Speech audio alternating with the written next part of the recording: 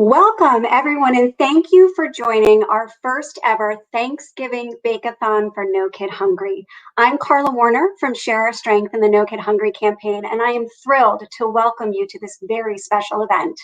For many of us, the holidays is a time for baking, and luckily, it's one of the few things that won't change now that we're all grounded at home. But with that in mind, the holidays are also a time to give back. In the wake of the coronavirus, millions of children in the United States are going to suffer from poverty and hunger.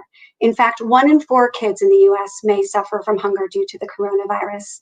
The good news is No Kid Hungry is committed to ensuring that all children get the food they need during this time of struggle and well beyond. But we cannot do this important work without your support. That's what makes this holiday baking-thon so truly special. We're going to have fun, we're going to bake, and we're going to give back. Our event tonight is presented by award-winning chef Joanne Chang and from the amazing Gemma Stafford from Bigger Bolder Baking. We also have very special demonstrations by Brian Hart Hoffman of Bake From Scratch and Jocelyn Delk Adams of Grandbaby Cakes. Plus, we also have a few surprise videos for you. Each of our bakers will share with you their favorite baking recipes, some tips and techniques, and at the end, they will be answering some of your pressing baking questions. So be ready to post your questions in the chat when the time comes. We'll let you know when it's time for Q&A.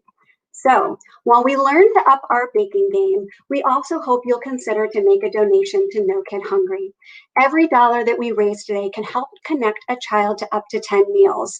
And if we hit our goal of 25,000, that could potentially unlock up to 250,000 meals for hungry kids across the country. So without further ado, I am very proud to introduce our first baker, who's been a committed supporter of ours for some time and also has played a pivotal role in this event today.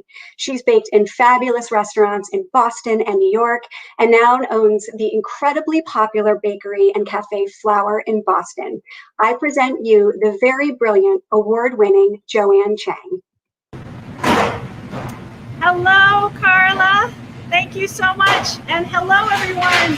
Thank you for joining the first ever Thanksgiving Bake-A-Thon to benefit No Kid Hungry. We hope this becomes an annual tradition. I want to tell you a little bit about the genesis of this. We were looking at all of the statistics about kids who are going hungry in America. Pre-COVID, it was 1 in 7, still not a great number. But post-COVID, that number has become 1 in 4 kids does not know where their next meal is coming from. And that's insane. So I reached out to Gemma Stafford of Better Bolder Baking, because I love how she bakes and I love her spirit and I love her zest for life. And she and her husband and business partner, Kevin, we're thrilled to be able to join and do this Thanksgiving Bake-A-Thon. So she's going to be coming on. We've got some guest chefs, and I wanted to help you all with some of your Thanksgiving baking with rolls. A lot of people love homemade rolls, so I wanted to show you how you can shape rolls. So let me get the computer so that you can see everything. So hopefully you can see the work surface. So this is a whole wheat dinner roll, that recipe that we are posting on the stream so that you can see the recipe. But this is an amazing dinner roll that's filled with whole grains, and there's also a little bit of butter, and then we coat the whole thing in butter and also put some herbs on top, which I'll show you in a minute. But a lot of times people don't know how to actually shape rolls, so I wanted to give you a demo on how to shape rolls. So you can see that this dough has all been cut into, these are all 75-gram pieces of dough. Now, you could just bake it like this, for sure, and you would still have really delicious rolls. But if you wanted something nice and round, I'm going to show you how you can actually shape the roll in your hand to create a beautiful top surface around the edge of the roll, and then when it bakes, it actually bakes off really beautifully, which I'll show you. So the first thing is you want to make sure you have a work surface that doesn't have a lot of flour on it. And you actually want dough that's a little bit sticky. So this dough is actually a little bit sticky. And now what I'm going to do is I'm going to put the dough on the work surface. And I'm actually going to cage the dough in my hand, just like this. Now, as I'm caging it, what I'm trying to do is I'm going to push the dough forward. You can see it kind of rolling. Then I'm going to push it to the right. Then I'm going to push it back. And then I'm going to push it left.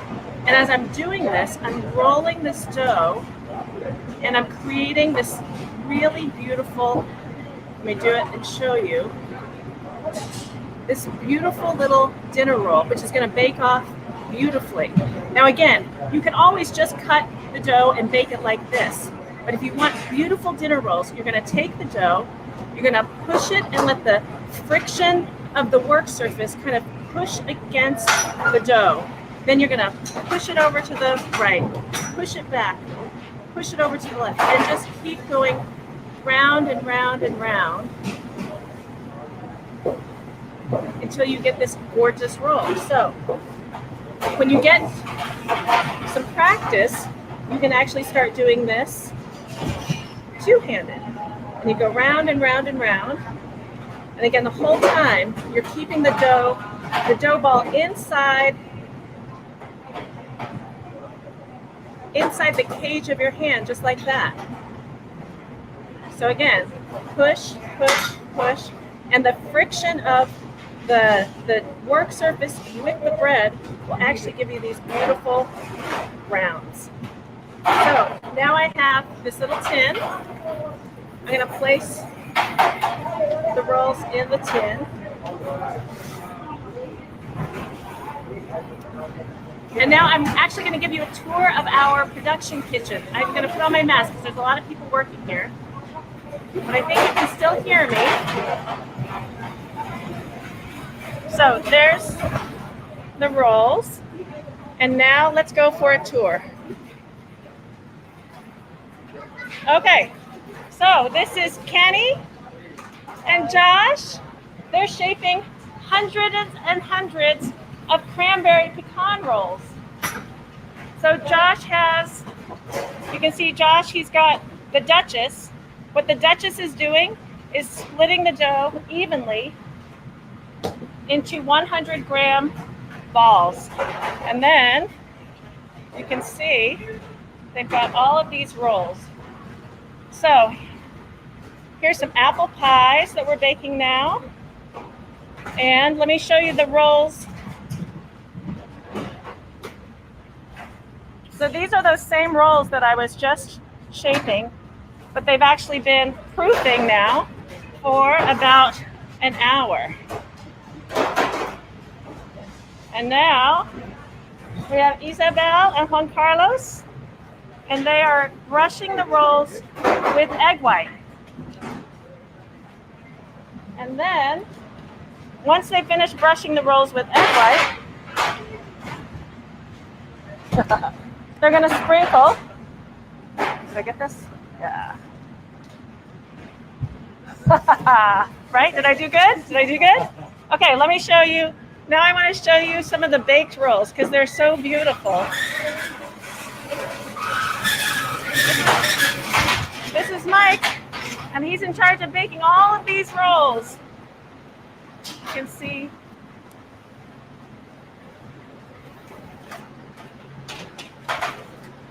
So that gives you a sense of what the rolls look like when they're done.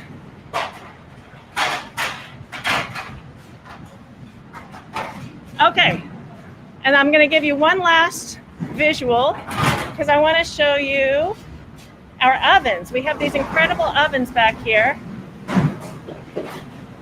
These are called Mibe ovens. They're actually so big you can put in 2 rolling racks of food at a time. Whoa, very slippery. So here's some rolls that are ready to go into the oven. We have hundreds of we used to have lots of bakers. Now we have dozens of bakers that are busy getting everybody ready for Thanksgiving. So I'm so happy that I was able to show you the rolls. And now I'm so excited to introduce you to Gemma. Gemma's going to be coming on.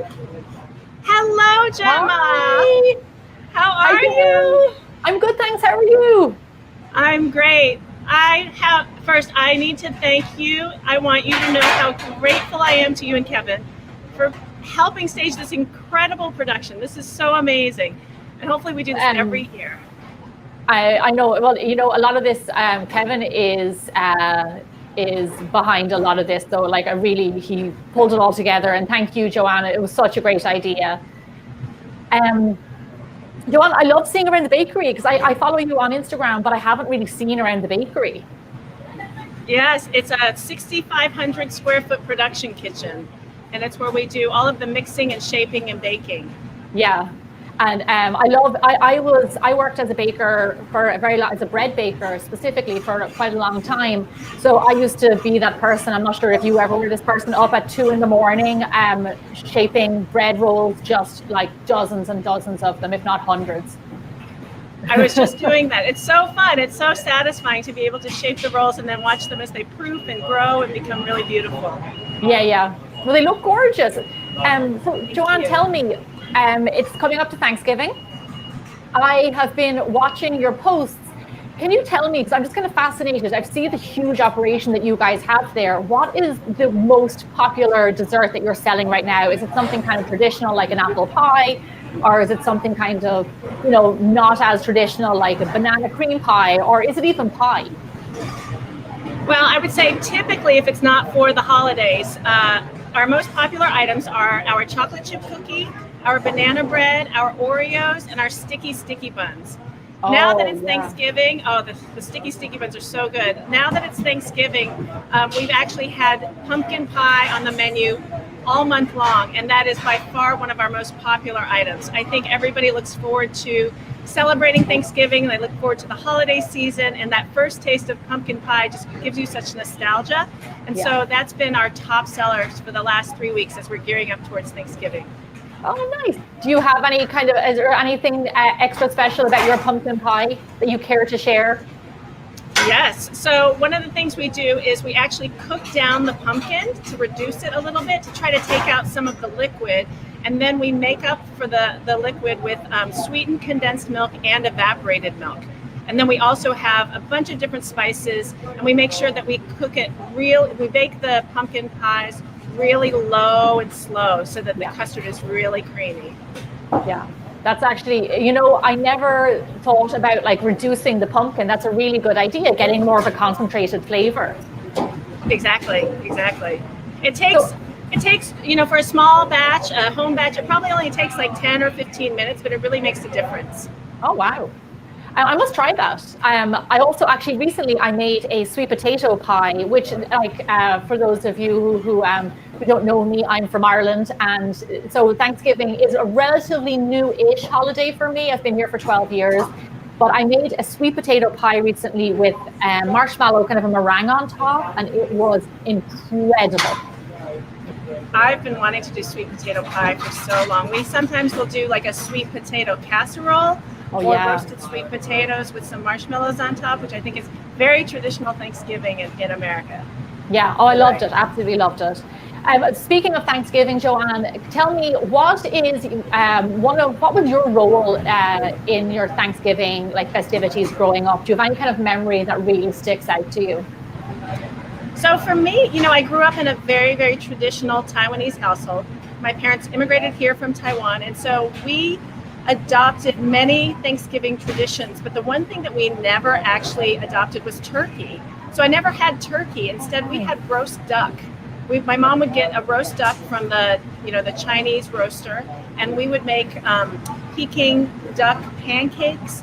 And my job was always to actually make the pancakes for me, my brother, and my mom and my dad. So the pancakes come as tortillas, and then you take a little bit of hoisin, you put some scallions, you take a little bit of the duck skin and a little bit of the roasted duck, and then you roll it up. And I was always the one who liked to make little packets for everybody. So that was my role.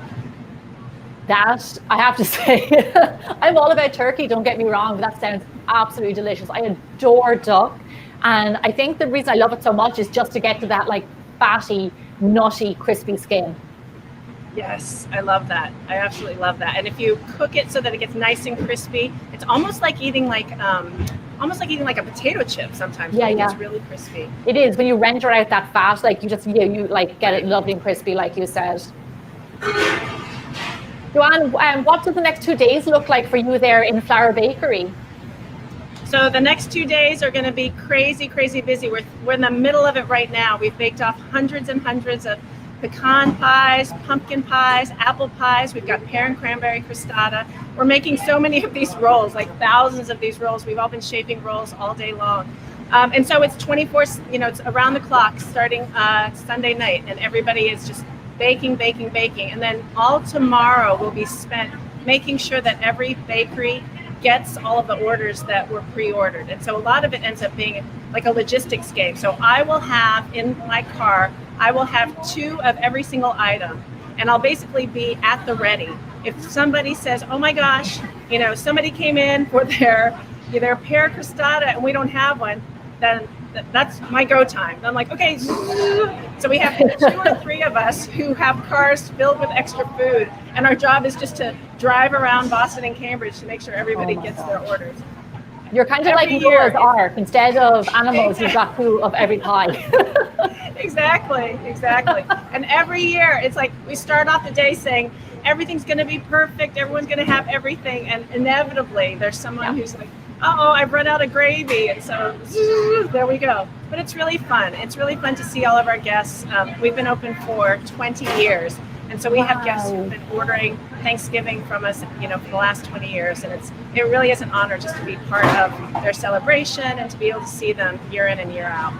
That's amazing. Well, for those of you who don't know Joanne, she has an amazing bakery in Boston, Flour Bakery, and I think right now she is probably feeding a lot of homes around that area. We are very excited. Yes. Joanne, it was lovely to talk to you. It's so lovely. Great tips about the rolls. I know we finished with these rolls, and now we're going on to the cranberry pecan, and then we'll do some multigrain, and it's just going to be rolls all day long. Nice. That sounds great. Well, I might see you again later, Joanne. Absolutely. I'm excited to talk with you a little bit later when you show us all of your pie crust tips. Yeah, I've got loads of them. I hope I have a long enough time. I think we might send it back to Carla now, will we? Fabulous. So good to talk with you, Gemma. Hi, Joanne. It's so good to see you. Hi, Carla. How are you? This is amazing. I want to eat rolls and rolls and rolls now. But before we talk about that, I want to open it up to our viewers to be able to ask you some of their pressing baking questions. So for those of you watching, if you have questions for Joanne, now is the time to put them into chat, and I will happily read them. So let's see what we've got. All right, I think we'll start with Joanne. What is your favorite type of pie? So my favorite pie that we make every year for Thanksgiving and for Christmas is our pear and cranberry crostata. It's a free-form crostata. Basically, we take a really flaky pie dough, we roll it out into like 12 or 14 inches, and then we spread a nice thick layer of frangipan, which is an almond cream. And so we spread that in the middle. Then we roast pears with ginger, lots of ginger, lots of butter, lots of sugar, and we roast them until they get nice and caramelized.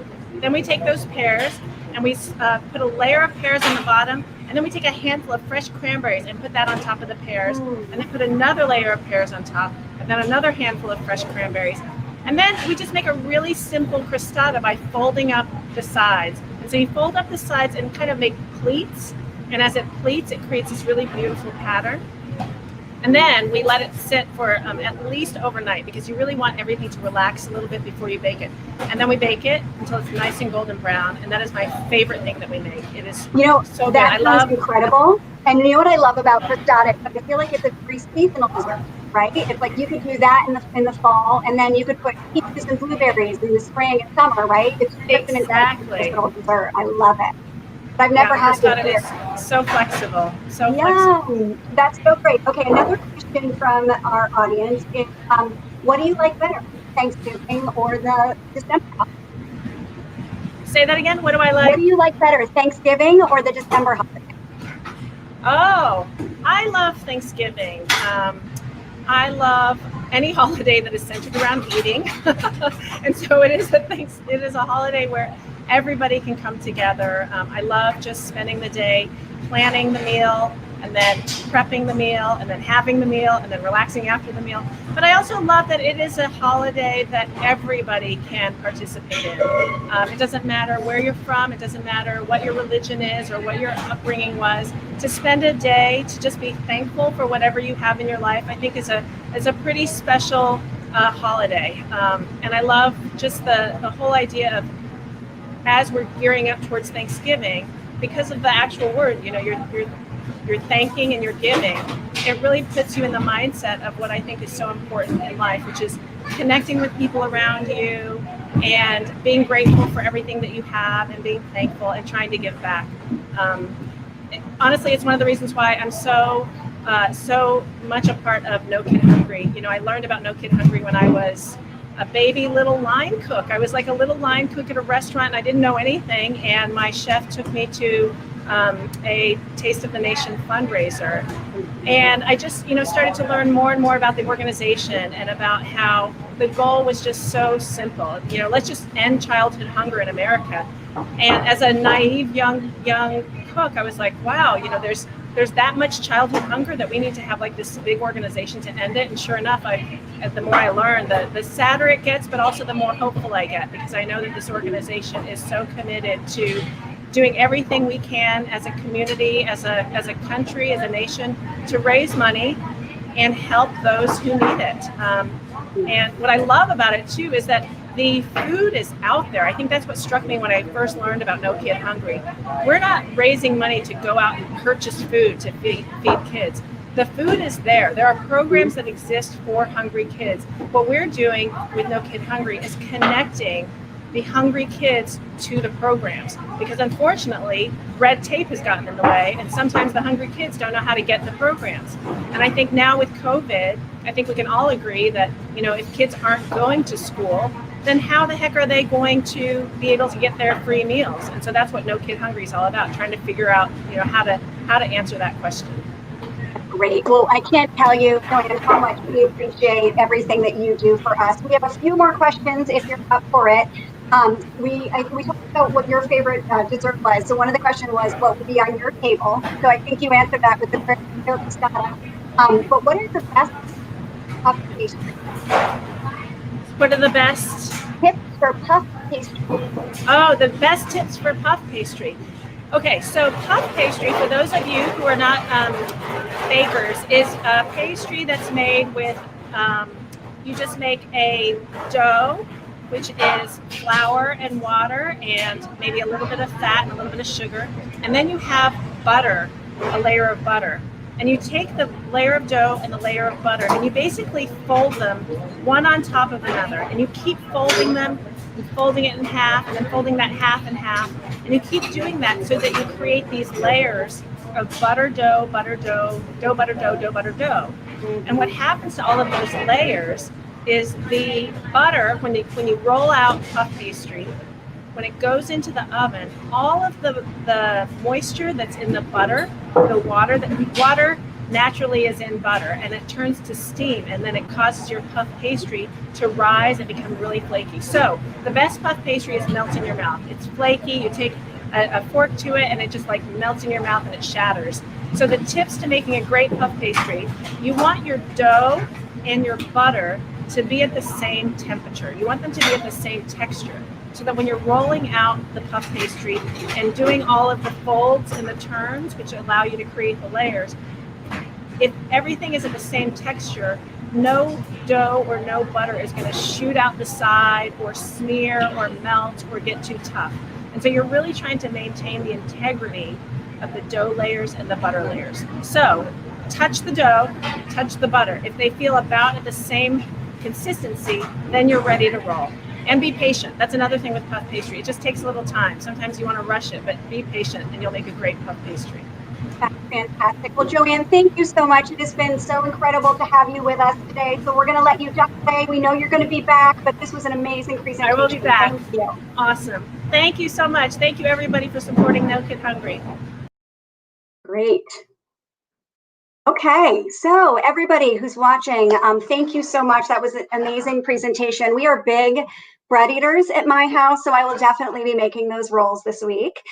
Please know that all of the recipes from our bakers today will be posted on our website, which is nokidhungry.org/Bake-A-Thon.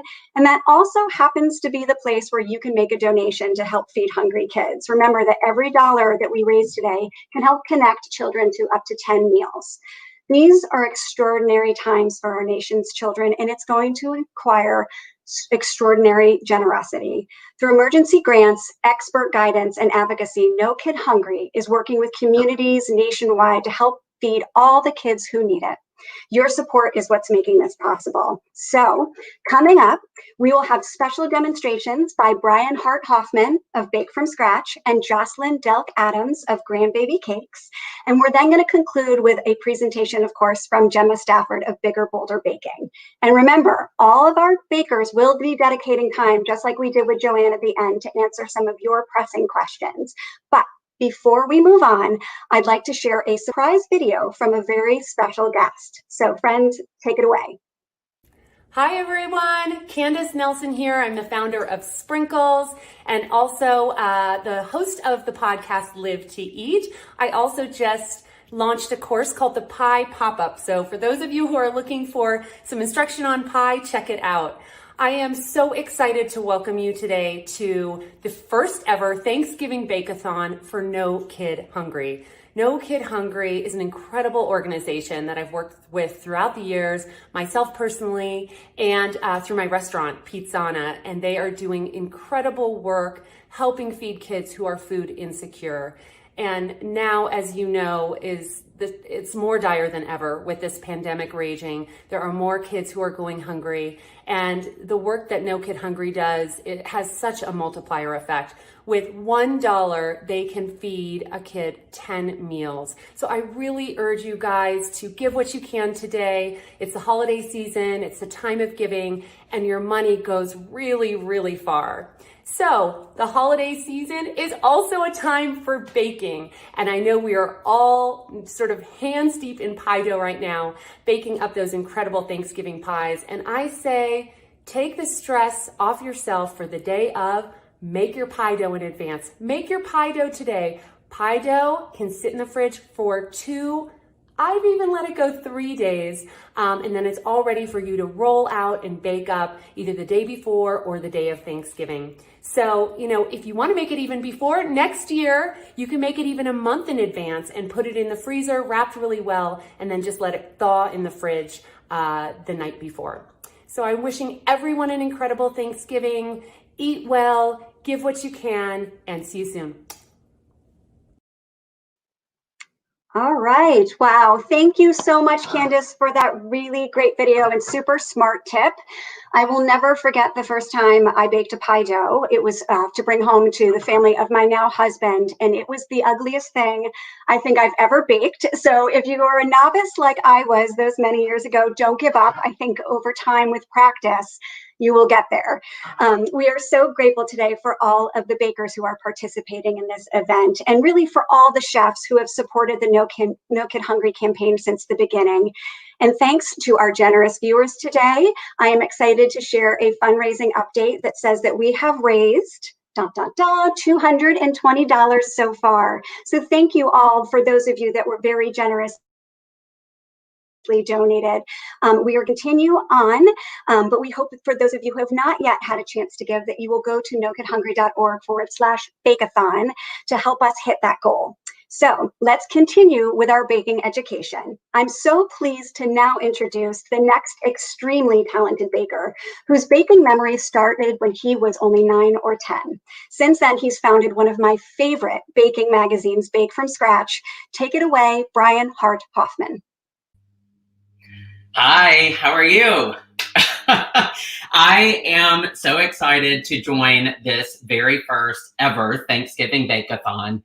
And I am actually not in my home kitchen. So you can see that I am in a rental that I am spending a little bit of time away. But that doesn't mean that I'm gonna stop baking. So before I share a recipe with you, I want to offer a baking donation challenge to everyone watching right now, that during the next 30 minutes while I am doing a demonstration and spending time with you, I am pledging up to $500 in matching of your donation. So even if it's as little as $1, or go ahead and donate $500, I am going to get in and match donations up to $500 at the end of my time with you today. Because the reason we're spending time here is not just to bake with you. We love baking. But one thing that I have committed myself to is baking the world a better place. And that starts with a program that's amazing like No Kid Hungry. Bake from Scratch has had the pleasure to feature No Kid Hungry in our very first magazine that we published 5 years ago. We have gone on to host bake sales for No Kid Hungry. I have participated in fundraisers with Williams Sonoma, Bob's Red Mill, and another long list of organizations that support the efforts to end childhood hunger. I've served on the board of a food bank in Birmingham, Alabama, where I'm from, and I really feel so connected to our mission that if we are spending time in our kitchens baking delicious foods and desserts, then we should be spending time ending childhood hunger with the same passion that we spend time in the kitchen. So that donation challenge is alive right now. You've got 30 minutes or so. Heck, I'm going to make sure that we get that $500 donated. So please start your donating, and I am going to start baking. So I told you a minute ago that I'm not in my kitchen, and that means I don't have a lot of equipment, and I didn't know what would be waiting on me here at this house that I'm renting. So you see a little bit of random stuff on the counter, and I'm going to talk you through my methodology. When I arrived, I walked in and thought, I need to bake something so that the Bake-A-Thon can happen, and I'm not just standing and not offering any baking tips. But I think this is a good way to talk about what happens when we do travel and we still have that urge to bake. So I took inventory, and I got to tell you, there's not a lot here. I'm working with this one measuring cup, and you guys, this is it. The rest of what you see, I've had to do a lot of eyeballing and guesswork. So I thought, I need to find a recipe that fits the flexibility of where I am. And my friend David Leibovitz has an amazing recipe for a French apple tart on his website. He lives in France, and it has so many methods involved that give flexibility to the baker. And in this case, I'm going to have to take his recipe and make it my own in this kitchen since I don't have a lot of equipment. So you can see I'm using like dishes from the cupboard, but I did snag a glass tart pan. I would normally be using a metal nonstick tart pan, but I found one at the grocery, and I'm going to use it today. And I also just want to talk about the fact that in baking, we strive to have amazing results all the time. And for me, this was a big adjustment to not have a scale in the kitchen to weigh my ingredients and the precision that I normally bring. I call myself an OCD baker. So this has been a stretch. I did make a tart yesterday that I'll show you in a minute. So I know that this is going to work. But I will start by telling you that thankfully there was a little salad spinner in the drawer that I'm going to use as a mixing bowl so that we can get started with our tart dough. So I am starting with unsalted butter. This is 6 tablespoons, and it is guesswork, cubed room temperature butter. And the way that I guessed my my volume to make sure that I was pretty accurate was the package of butter was 250 grams, and I needed 85 grams, which is roughly 1/3. So I cubed 1/3 of the butter packet. So you can see we're starting out with a little bit of the guesswork that I was telling you about. And then to this, I'm adding granulated sugar, and I was able to get a nice measurement for that. And you guys, I'm just using a spatula here, and I am incorporating the room temperature butter with the sugar. And I'm just stirring until it's combined. David's recipe is so nice. It does call for a stand mixer, but you're not creaming the butter and sugar until fluffy. You're just combining them fully before we add other ingredients. And it's like 4 or 5 ingredients for this dough. And then I'll show you something else that I love about it.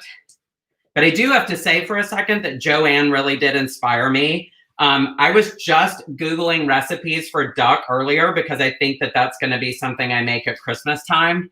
So Joanne, I'm going to be sending you some messages to inquire about recipes and how I can have beautiful duck at home as well. So I have my butter and sugar mixed in my plastic bowl with my spatula, and I'm adding 1 egg yolk that's room temperature. And I always bake with room temperature eggs unless specified in the recipe, but you can see it combines so nicely into the butter mixture. So I'm trying to show you and do it at the same time. I hope you're donating.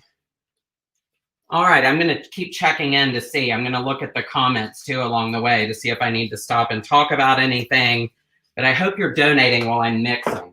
All right, so now I'm just going to put a little bit of salt. I think the recipe calls for 1/8 of a teaspoon.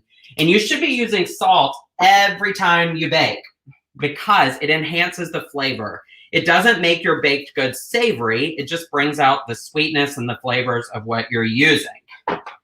And then I'm adding all-purpose flour. And you guys, the all-purpose flour one, that one was tough for me because I used that large measuring cup I was showing you. And I really believe in the weight measurement for flour because it's so hard to scoop and get accurate measurements. But I'm just continuing with this spatula and bringing this tart dough together. And with the room temperature butter and the egg, you're going to start to see the mixture come together in clumps in the bowl. And I hope you're inspired to see that when you're traveling, you can make anything work. You know, I always think I'm going to take baking supplies in my suitcase, but that's not always the case, especially today. But I'm glad that there was some equipment here in the house that I could use. So as the mixture comes together, you can see that it's a little bit crumbly in the bowl. And David says that if that's the case, you can add just a little bit of water to the mixture, just so you get everything absorbed. And then he also uses his hands. And I talk about this a lot in baking, that your hands are the best tool. So I'm just using my hands here to lightly toss everything together and make sure that the butter, here I'll move back so that you can see what I'm doing, that the butter and the flour mixture are coming together. And I can start to see clumps that when I press them together, they hold consistency. So I'm just going to get everything brought together here and scrape around the sides of the bowl. So if you're in the comment section or asking questions, fire away as we bake together.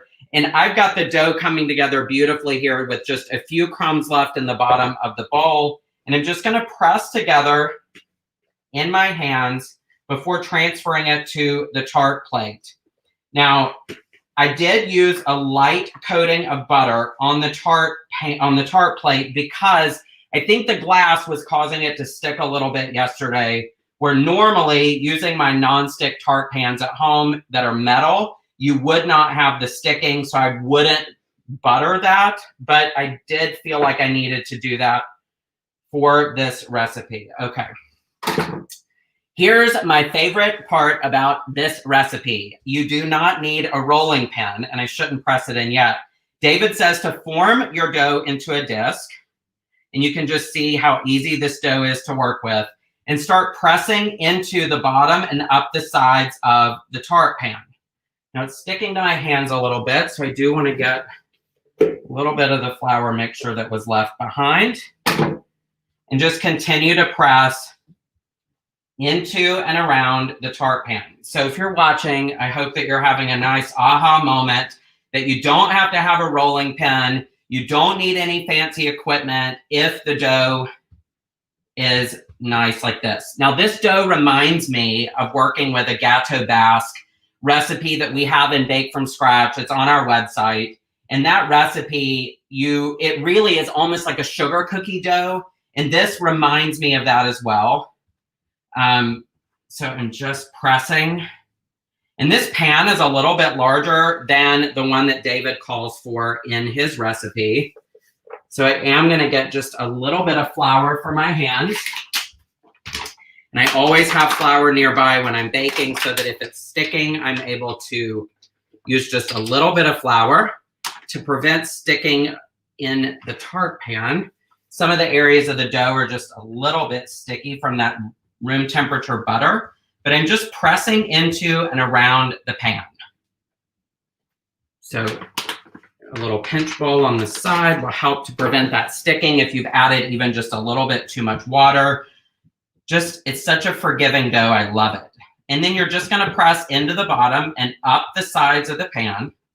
And this is also reminiscent to me of a galette as well, a free-form pie dough. And I know Gemma's going to talk about pie dough a little bit later.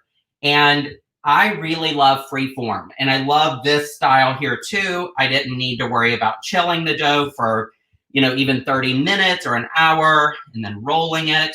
I'm just using my hands, getting a nice even consistency, and then pressing. Once I get all the way around, I'm going to start pressing up the sides.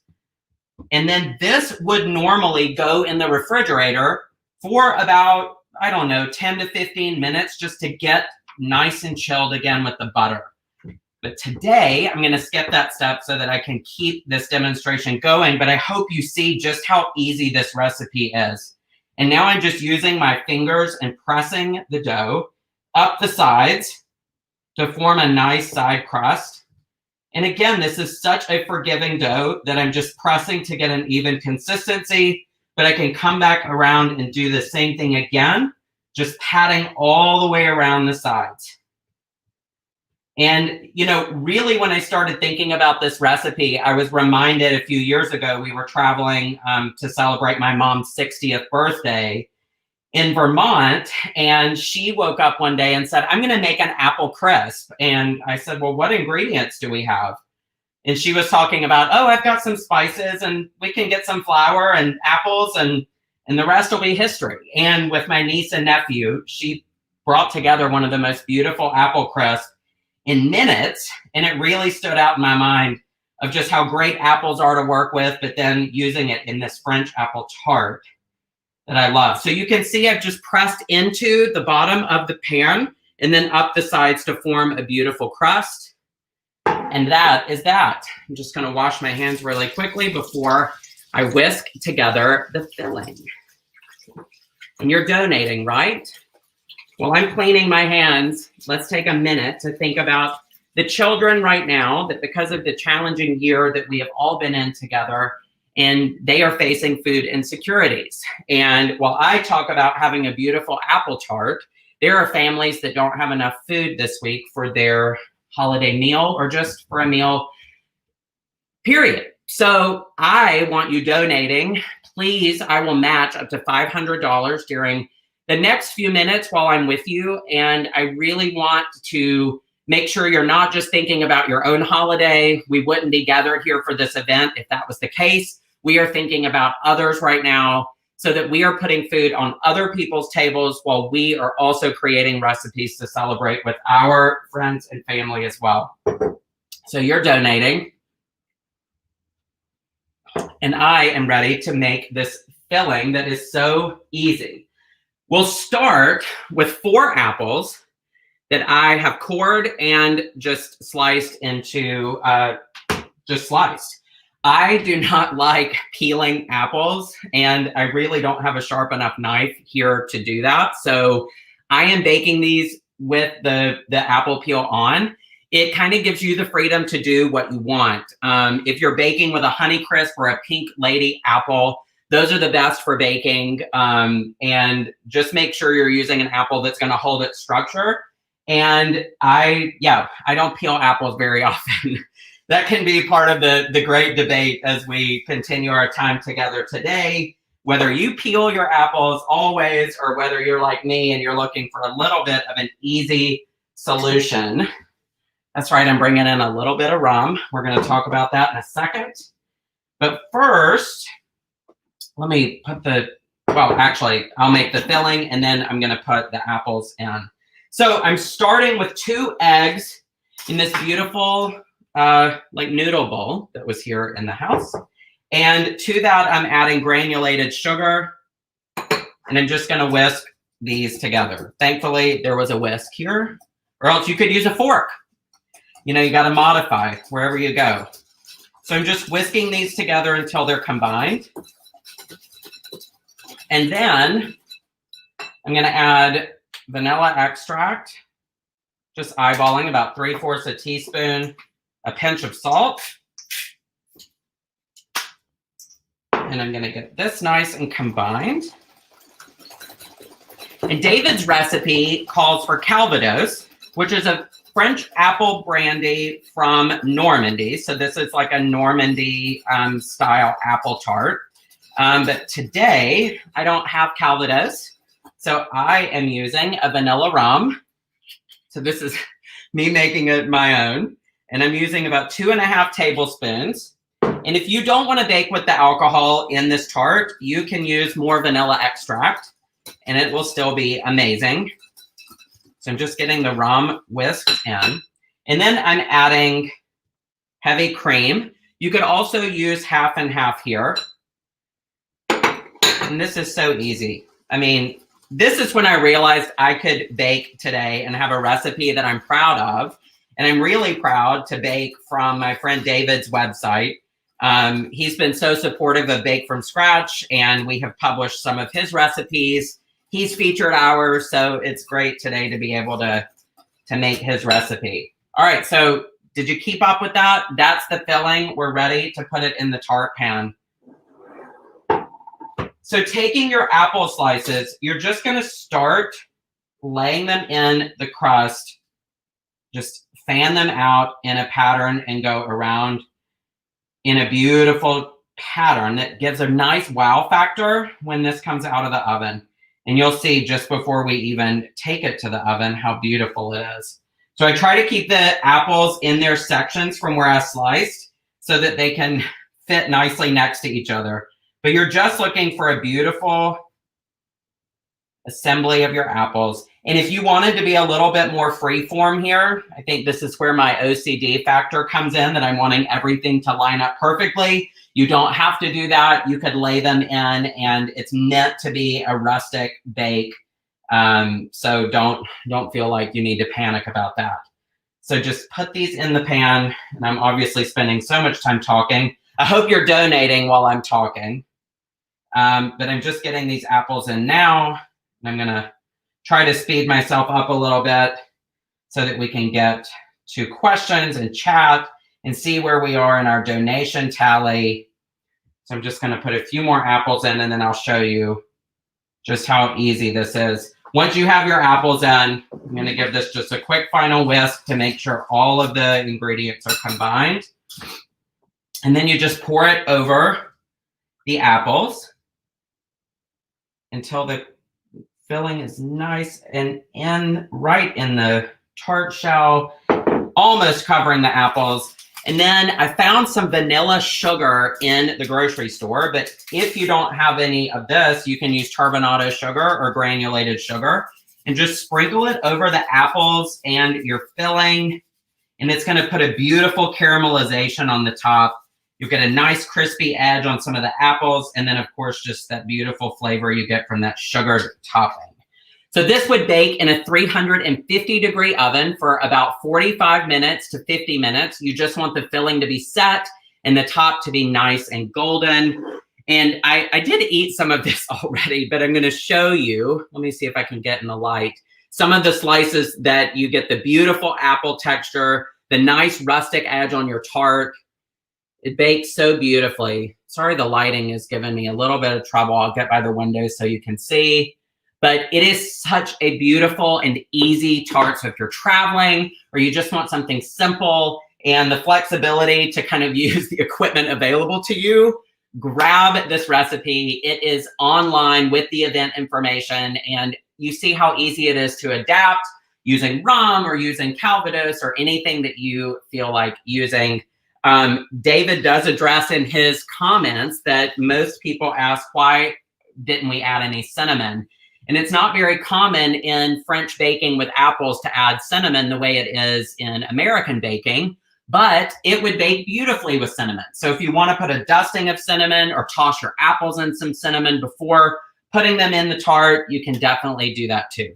So that is an easy French apple tart, but that's not why we're here. We are here to end childhood hunger. And I want to know how the donations are coming in. Gemma, are you there for us to chat about this?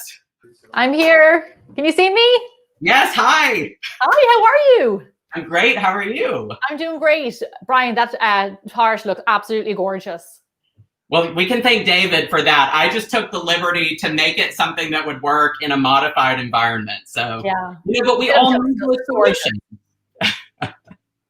So, Brian, I just wanted to say a huge thank you for being a part of our very first Bake-A-Thon. It was a pleasure to have you. And even though you're in a bit of a compromised spot right there, with not a lot to bake with, you did amazing. Thank you. I think it was like the mission of the week when I got here and I thought, okay, let's see what equipment is in the kitchen. We all have those moments that we've got to have something on the table, or you just have that urge to bake and you go in and think, I can figure this out. So I'm glad, I'm glad it worked. As they say, needs must. I don't think that's an Irish thing. I think that's an everybody thing, right? I don't say it. Maybe it is an Irish thing, Gemma.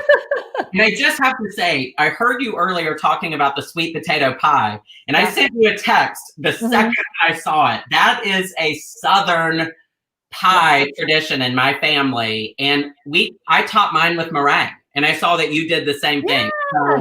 So that made me happy.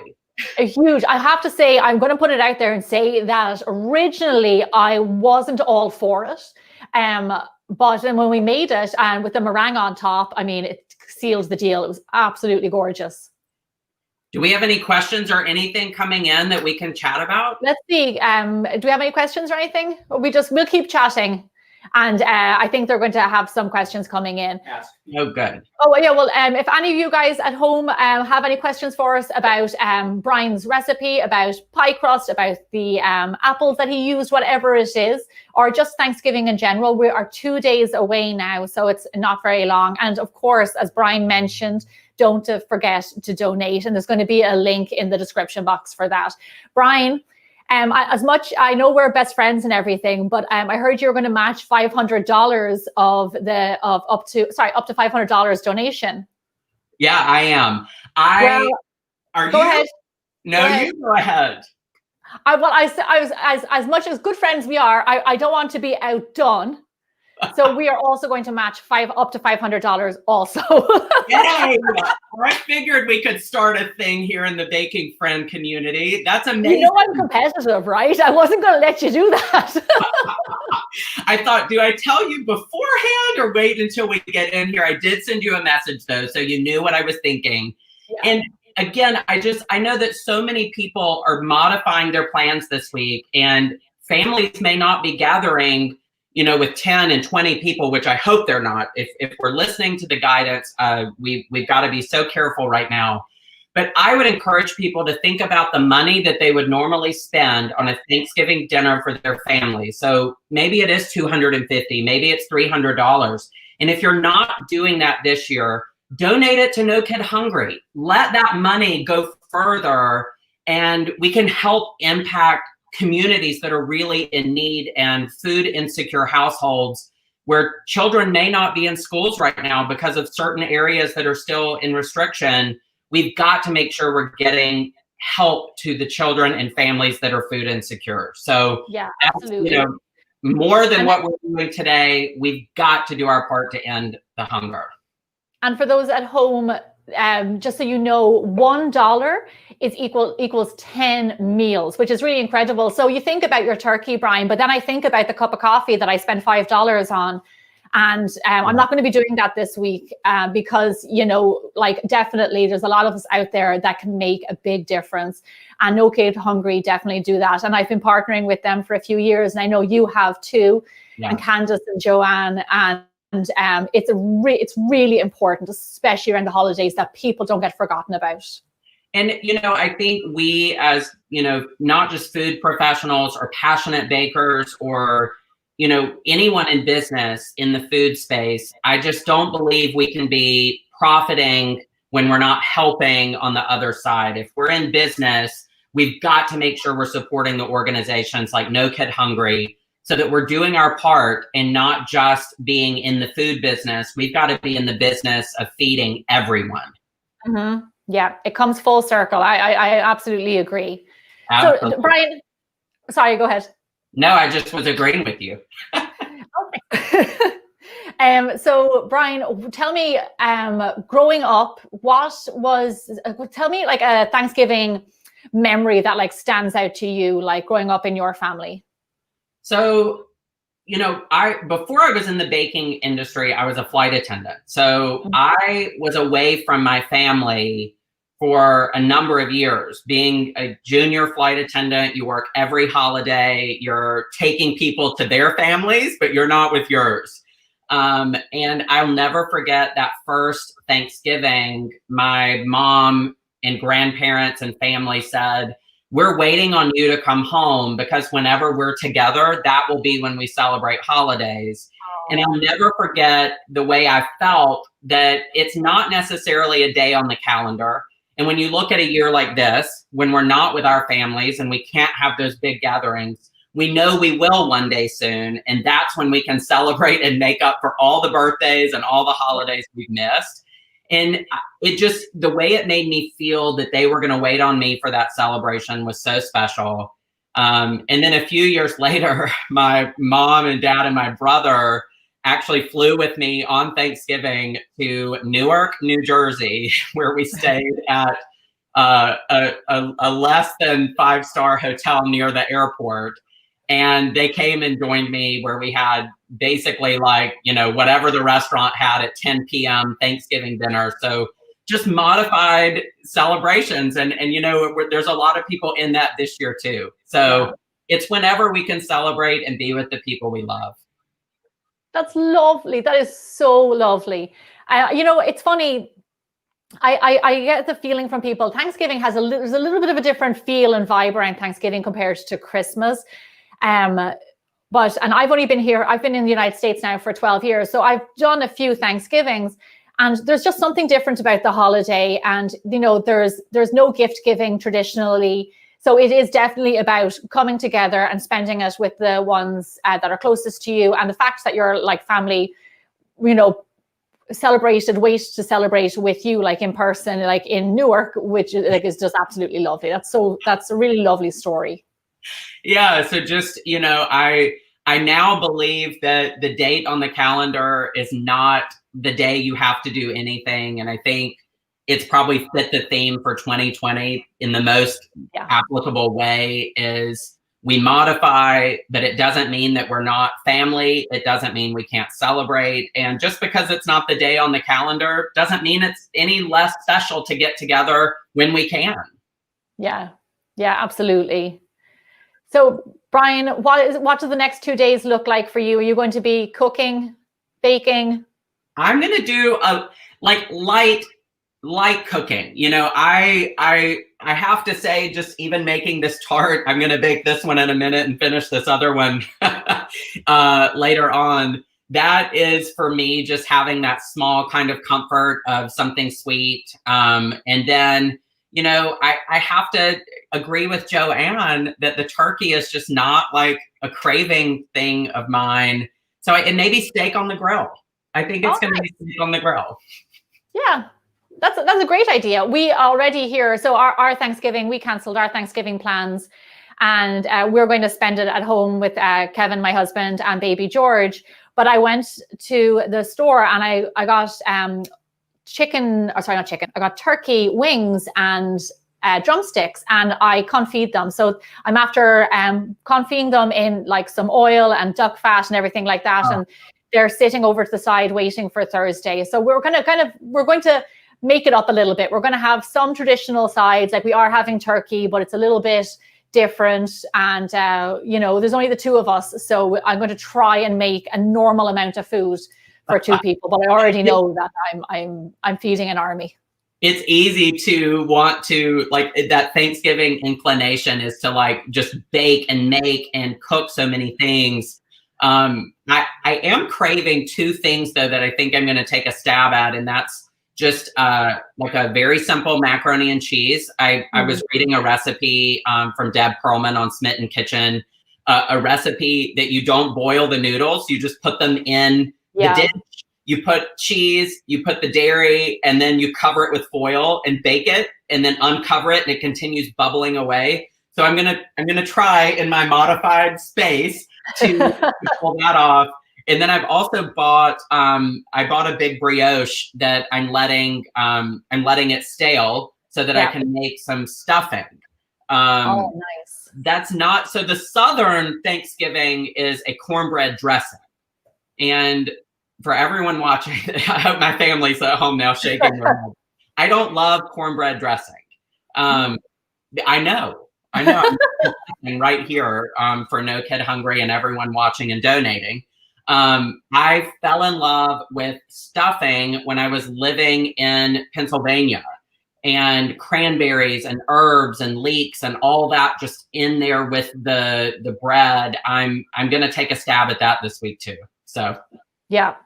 That's what, you know what, I think when it comes to like the sides, I think I'm not alone here. When it comes to the sides for Thanksgiving, that's generally like what I load up on, like potatoes, stuffing. Yes. My mom makes this amazing for Christmas, makes an amazing sausage stuffing where she puts sausage meat in there and a lot of sage. And then you mentioned like buttered leeks and things like that. Yes. Oh my gosh, absolutely delicious. See, it is the time you start craving like, then now my brain's going to think like, oh, what are the 5 other things I'm going to have to make too? And then there's just 2 of us. So I need to like pump the brakes on that, you know?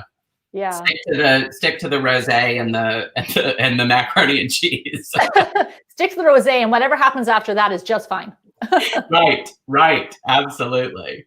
Brian, it was great to talk to you. I think we're going to shoot it back over to Carla. Thank you so much for sharing that recipe. It's absolutely gorgeous. And thanks for being a part of Bake-A-Thon. Thank you for inviting me. I'm so happy I was able to join. All right, Brian, first and foremost, wow, for your very generous offer to match gifts up to $500. That is truly incredible. And then Gemma coming in and doing the same, I'm sure inspired by you. So thank you wholeheartedly, not just for being a part of this event from the Caribbean, making your way through that foreign kitchen, but also for your incredible generosity. We are so thankful for you. And what an amazing presentation. Well, I'm glad I was able to modify and bake and still have something to share. And I think, you know, it was a good reminder for me that we're not always in the perfect scenario with stand mixers and rolling pins and all of our equipment. So it was a fun one to do. Amazing. Well, I'm thrilled to now be able to ask you some questions from our viewers. So one of the questions that surfaced a couple of times, including from our co-founder, Debbie Shore, was what type of apples do you use when you make this tart?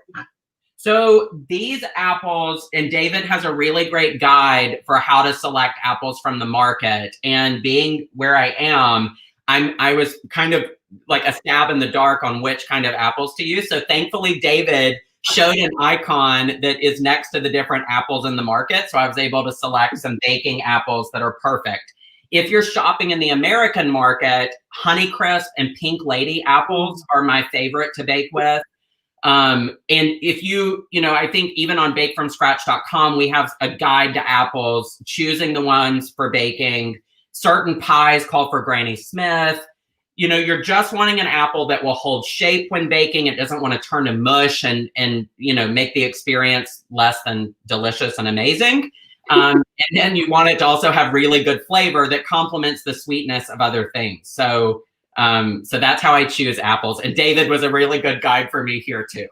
Good. Okay, so Sophia asked if there's a substitute that you use for condensed milk. For condensed milk? That's a tough one. I know, we're gonna get stumped. I knew there'd be something that stumps me. You know, I have to say, if I can't find condensed milk, I shift to something else. I know that you can make a condensed milk. I think Gemma probably has a recipe. She has so many recipes on her website for making those basic things we can't find. So I would Google and search Gemma's website before. Perfect answer. Making sweet and condensed milk. We're in this together. I love it. Okay, great. So I'm scrolling through to see if I can get some others. So Byron asked, can you use vegan cream cheese when making a sophisticated cheesecake? You know, here's the way I'll answer that. My inclination is to say, yes, always try something. I haven't tested it, so I can't speak on authority about it. But I definitely am wanting to and seeing more and more substitutions with, using a vegan cream cheese in lieu of a traditional cream cheese. So I would say try it. That's one thing in baking that in the beginning I was so intimidated as I was learning, and I'm a self-taught baker. I haven't been to culinary school, and I've taken classes anywhere I travel and from various, education outlets in the US. And what I learn is even the professionals that have done it for 20 years will tell you, try it, have fun in the kitchen. It's not so exact. I mean, we all talk about, I'm telling everyone today about freaking out about not having a scale and weighing everything down to the exact gram. But I also get to remind myself that even like today, I'm working with something in an environment I'm not normally in, and I'm trying new things everywhere I'm going. And so if you have a restriction, like, a vegan, diet, then yes, try a cheesecake with the vegan cream cheese. And then if not, find some content creators that are in the vegan space that are experts in that. I think to pretend to be the expert in everything would not do any of us any good. I can promise you that. So reach out to people that are experts and they can help you. That's great. And I love your sort of creative spirit in the kitchen. One of my favorite chefs of all time is Julia Child, right? And she was an expert in trying things. And I always used to love watching her videos and just like her trying and failing and learning. And that's part of the fun of being in the kitchen. So I think that's a great answer. Okay, let's see. So the Drippy 100 says, what is the best pastry you recommend for Thanksgiving? Oh, I heard the question earlier for Joanne about puff pastry. This year, I have fallen in love with making a rough puff, so a fast puff pastry that there's a few different methods using food processor or even the stand mixer with the paddle. Basically, you're just getting the butter incorporated into a dough that, fast puff, it's a fast lamination, which is, laminating is building your layers. But it's a few folds in a short time in the refrigerator. And then I have been loving making bear claws. So with an almond, filling that for Thanksgiving, I would even say, let's put sweet potato or pumpkin in there with some cinnamon. And then we have like a really fun autumn bear claws. So I'm loving the rough puff and, just the flaky layers that you get too. Oh my gosh, that sounds fantastic. Well, this is great. And the other thing I really love that you touched on, if you want to share any more thoughts, is I feel like I've seen some comments in here about aspiring bakers. And you have this amazing journey from being this 9 or 10-year-old boy in the kitchen with your mother to being this amazing baker with a beautiful magazine. Any other words of advice to our viewers on how to sort of fulfill your baking dreams? I always say, that so often people say, I love cooking, or I'm good at cooking, I'm not good at baking, but they want to be. And I always answer that by saying, yes, you can bake. And I think the biggest hurdle in baking and the biggest hurdle is wanting perfection. And don't start with croissants or macaron or something that you're setting yourself up for frustrations if you don't have the basics in the kitchen. So, start with something like a cookie. Start with, a bundt cake or something where the pan does the hard work for you. And then you just get the batter in the pan and, build your skills as you go and do things that you love. If you don't love eating something or you don't love making it, you're never going to enjoy it over and over again. So start finding those things you love, be okay with a few failures and figure out what you did wrong and keep pressing forward. I think we need to talk more about the failures in our kitchens. We all have them. We post pretty photos on social media. We want everyone to see how beautiful it was. But there are plenty of items that I start with that the first round doesn't make it to a photo in the feed, but it can still be delicious, you know, and enjoy it too. Oh my God, great advice. Well, Brian, it has been such an honor to have you with us today. And again, thank you so much for your very generous contribution to match donations during your time. And we are so grateful for everything that you've brought to us. And I hope to see you again soon. Have a safe and happy holiday. Thank you. It's been so much fun. All right. Thank you. Oh my goodness. I am so impressed by the way that man just navigated that foreign kitchen. I think we have all been in a scenario where we show up in a rental and I'm not only surprised by what's lacking, but the bizarre tools that are there that you can't imagine anyone using for any purpose. So bravo to Brian and his amazing skill set to be able to put together that absolutely beautiful tart under those circumstances. Just want to remind everybody that all of the recipes that we're sharing with you today will be posted on our website, which is nokidhungry.org/Bake-A-Thon. And please remember to make a donation when you're there. You know, we are looking at record job losses and lowered in wages, and people are really suffering during these times, and which makes it an unprecedented number of children who are going to go hungry right now. As I mentioned earlier, 1 in 4 kids could face hunger this year due to the coronavirus. But the good news is with your support, the No Kid Hungry campaign can make a huge difference. Through a combination of emergency grants, strategic assistance, advocacy, and awareness, we are helping kids, families, and communities get the resources that they need. And as I said, $1 donated today, just $1 during our Bake-A-Thon can help feed a child to up to 10 meals. These are extraordinary times, friends, and during these extraordinary times, we need extraordinary generosity. Now, back to the baking. Coming up, we have a very special demonstration from Jocelyn Delk-Adams of Grandbaby Cakes, and we will finish our event today with Gemma Stafford of Bigger, Bolder Baking. But before that, I wanted to share a video that explains a little bit more about our work at the No Kid Hungry campaign, the crisis of hunger in America for kids, and why this mission is so important.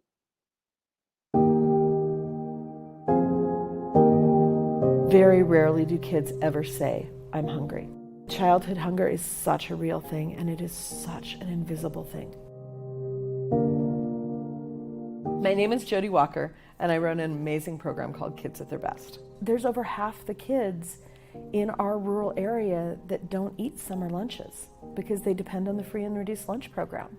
And so we started offering mobile programs. We don't expect them to find transportation. We don't expect them to come to us.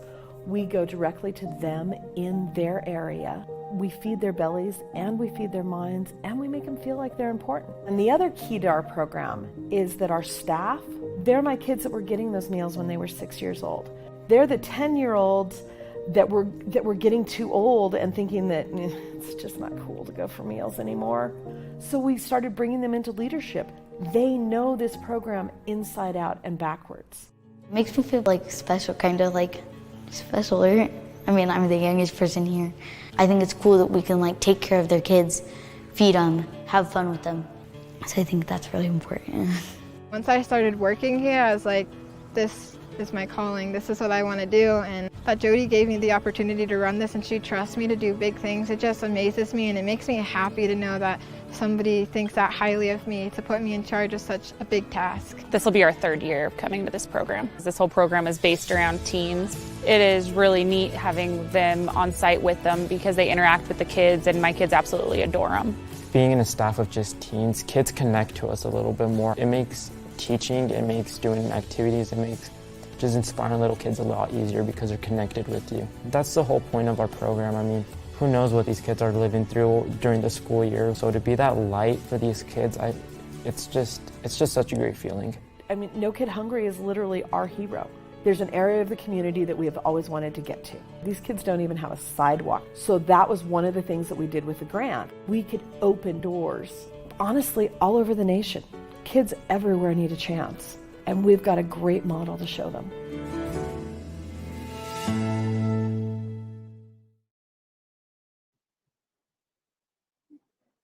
Great. Well, I hope that that video helped share with you all the importance of our work at the No Kid Hungry campaign. I want to take a moment to thank all of the generous viewers who have contributed to us today. Thanks to Brian, we did see a boost during his event of $465. So major thanks, because that means that that $465 will now be doubled. And we are now at $685 raised for hungry kids across the country. So thank you all so much for those of you who have donated.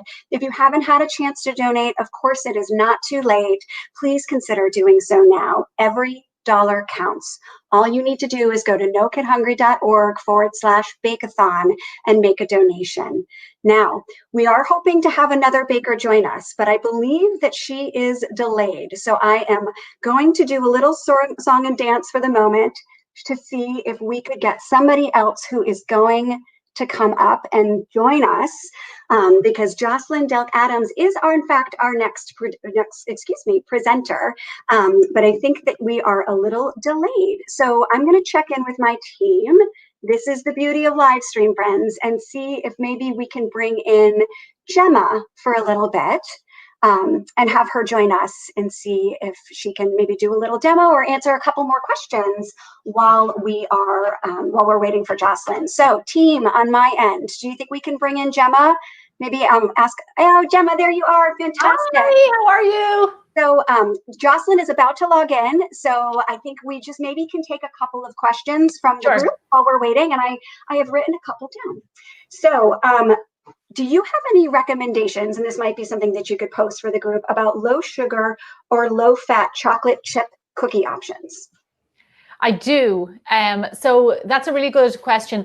Brian was mentioning about finding experts out there to help you with those kinds of things. And there are so many recipes. We have amazing chocolate chip cookies on our website, keto ones on biggerbolderbaking.com, low sugar, low carb, and a lot of other keto friendly recipes. So I would say definitely check out our website, or lots of other ones out there. Okay, that's perfect. And guess what? I believe Jocelyn is here, Gemma. So thank you for taking that moment with us. We're going to pull you out, and then I will introduce Jocelyn. So thank you all for bearing with us. So I really am excited to introduce this next baker. Jocelyn is a woman whose brand was inspired by her grandmother, and she hopes to inspire a new generation of bakers and cooking enthusiasts to learn kitchen skills and not feel guilty about enjoying dessert. She is my kind of person. I have a very large sweet tooth. So very excited and proud to introduce Jocelyn Delk Adams of Grandbaby Cakes. Hello there. Let me get in this screen. Hi there. How are you guys doing? I'm so excited to share a super easy apple tart to 10 recipe that is perfect for Thanksgiving, and just a great way to use apples and do something that's a little bit, more unexpected for the holiday season instead of like your standard apple pie. So I've actually got some sugar going already, and I just have like a half cup of granulated sugar here in my pan. You can use a cast iron pan. You can use whatever you want. And I'm just going to turn up the heat here, because this is actually going to caramelize or caramelize depending on where you're from. And I let it sort of get super silky and delicious, and the sugar melts down and becomes like this perfect caramel. This is a super traditional way of making caramel, and I'm just going to start to let that happen. And you'll start to see that it'll stick to the pan, and you just want to keep it on the heat. I'll continue to show you guys. I'm so excited to share this recipe. I think someone will be joining me in a little bit, but I'm so excited to share this recipe because I make this recipe a lot. It's super easy. You can actually switch out the fruit and use something else if you want to. You can use apples like we're using. You can use pears if you enjoy that. And it's just a great holiday recipe that's just absolutely delicious and really simple to create. So as my sugar starts to melt, and I'm actually speeding this up so I can get this to a point where I can sort of show you exactly what's going to happen. But as I'm sort of letting my sugar kind of go around, you're going to start to see that it starts to brown and starts to melt down and liquefy. And that's like that perfect start to this recipe. While it's starting to do that, I'm going to show you guys what else you need to make this recipe. So I've got some sliced and peeled apples. And here's a trick. Like if you don't have apples at home and you want to just do something that's really, really simple, you can grab already sliced apples, like the bag of apples. It's such a great trick because I love that they're already, you know, already perfectly diced, like perfect uniform slices of apple. And then also like you don't have to worry about them baking unevenly. They bake perfectly. So this is melting down. And then I have some butter. I have some heavy cream. And I'm going to add some vanilla and some salt. And that's basically this whole dish. And then finally, we'll add our puff pastry. So you can get this from the store. If you are really jazzy, you can make it. Okay, if you have the time, I don't have the time, but if you have the time, you can make it yourself. And so here you'll start to see, oh my gosh, look, it's starting to form, it's starting to happen. So this is one of those recipes that I didn't learn to bake until much later. So it's something where, you know, most people, like I said, they make apple pie. It's a traditional thing that you make for the holidays. But this is just so fun. It becomes something super, super special. And I actually have become such a big fan of puff pastry and all things puff pastry. And like, you know, as opposed to regular pie crust, because I love the flakiness. I love just the lift that it gets. It's so gorgeous. It's just really incredible. So you'll start to see, you see that that is starting to melt down. Continue to let that melt down. We're almost there. Yay!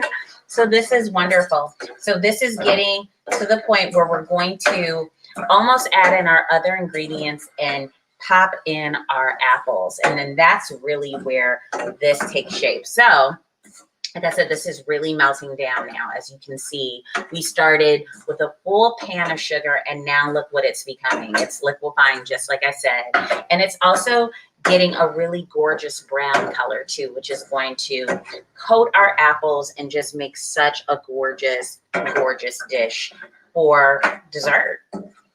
You might want to skip the turkey altogether and just eat this. You know, I won't judge you. You can totally do this. So here we are. Oh my gosh, amazing. I'm going to click over to the comments here. There we go. So I'll make sure I'll see that. So this is completely melted down now almost. You see that? Just incredible. And as we, like, you want to continue to stir this so you can get that nice, perfectly smooth caramel base, which is what we're doing here. And this is almost there. And I'm going to sort of tilt this in so you'll see this before I add the other ingredients as well. So I'm turning this heat down a little bit because what's going to happen next is going to sort of cause this entire, you know, caramel base to sort of sear. So this is what we're going to get here. Look at that. Just perfect. So at this point, I'm going to add in some butter. And I'm going to, you know, just stir this super fast. So let that get in there. And you can see that sort of searing up and bubbling. That's amazing. And then I'm going to add in a little of the cream. You can also use milk. I also love to use like whatever I have on hand. Like if you want to use like some apple cider, like you can do that too. Here's like, you know, showing you a little bit of what it's looking like. And then now I'm going to add in the apples. And the apples at this point, we're just going to let them get coated in the caramel sauce. And then it's going to start to give off some liquid as well. So you're going to see it get coated. and then it's going to actually loosen. So our caramel sauce was really sort of thick a couple minutes ago, but as our apples break down in the sauce, it's going to loosen up a lot, and you'll see the difference in a couple minutes as we get those going. And this is basically it. Like, I mean, like I said, feel free, like you'll add a couple more ingredients if you want. I'll add a little vanilla in here too, you know, as this starts to cook down. A lot vanilla, it's up to you. I actually love vanilla, like the flavor is just one of my favorite in baking. And just make sure that you're using high quality ingredients, because that is like the big difference, like when it comes down to what you end up creating. So like if you use really high quality ingredients, you're like halfway home. Like you're already going to end up with an absolutely incredible dessert when you start with incredible ingredients. So it's half the battle. So this is, like I said, it's loosening up. Caramel sauce is getting much thinner, as you can see. And we're just going to allow these apples to sort of baste in this. We're going to let them baste and sort of get soft and tender in our apples. And that's going to create really sort of like that gorgeous topping for our apple tart tatin.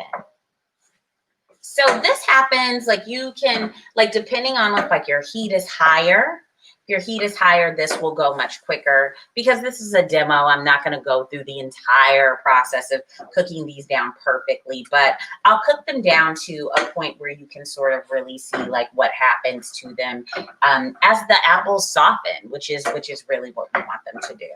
So I'll continue to sort of let this caramel bathe the apples and really let that flavor intensify and really get into those apples, which is just delicious. I actually think I'm becoming more of a tart fan versus an apple pie fan. Like I'm thinking that this is becoming one of my absolute favorites. So, you know, it depends. We've got some new comments here. Let's check them out. Okay.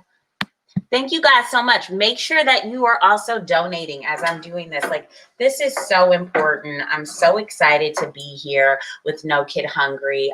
They do such incredible work, and they support children, and just, I think everything that they do, making sure that our children are eating, and that you can donate as little as literally $1 and make a difference. And that's what we truly want to support today. So please make sure that you're donating, that you're really doing your part, because it makes such a difference. And I'm so grateful to be here and to be able to do this. So can I use any other type of sugar? I believe they're asking. For this, actually I've seen people use brown sugar, but for this, I really think the granulated sugar, it melts down so perfectly. You don't have the addition of the molasses. It really gives it a nice, you know, incredible flavor. I think I have not tried it with a diabetic sugar yet. So I have to, let me see. Yeah, I haven't.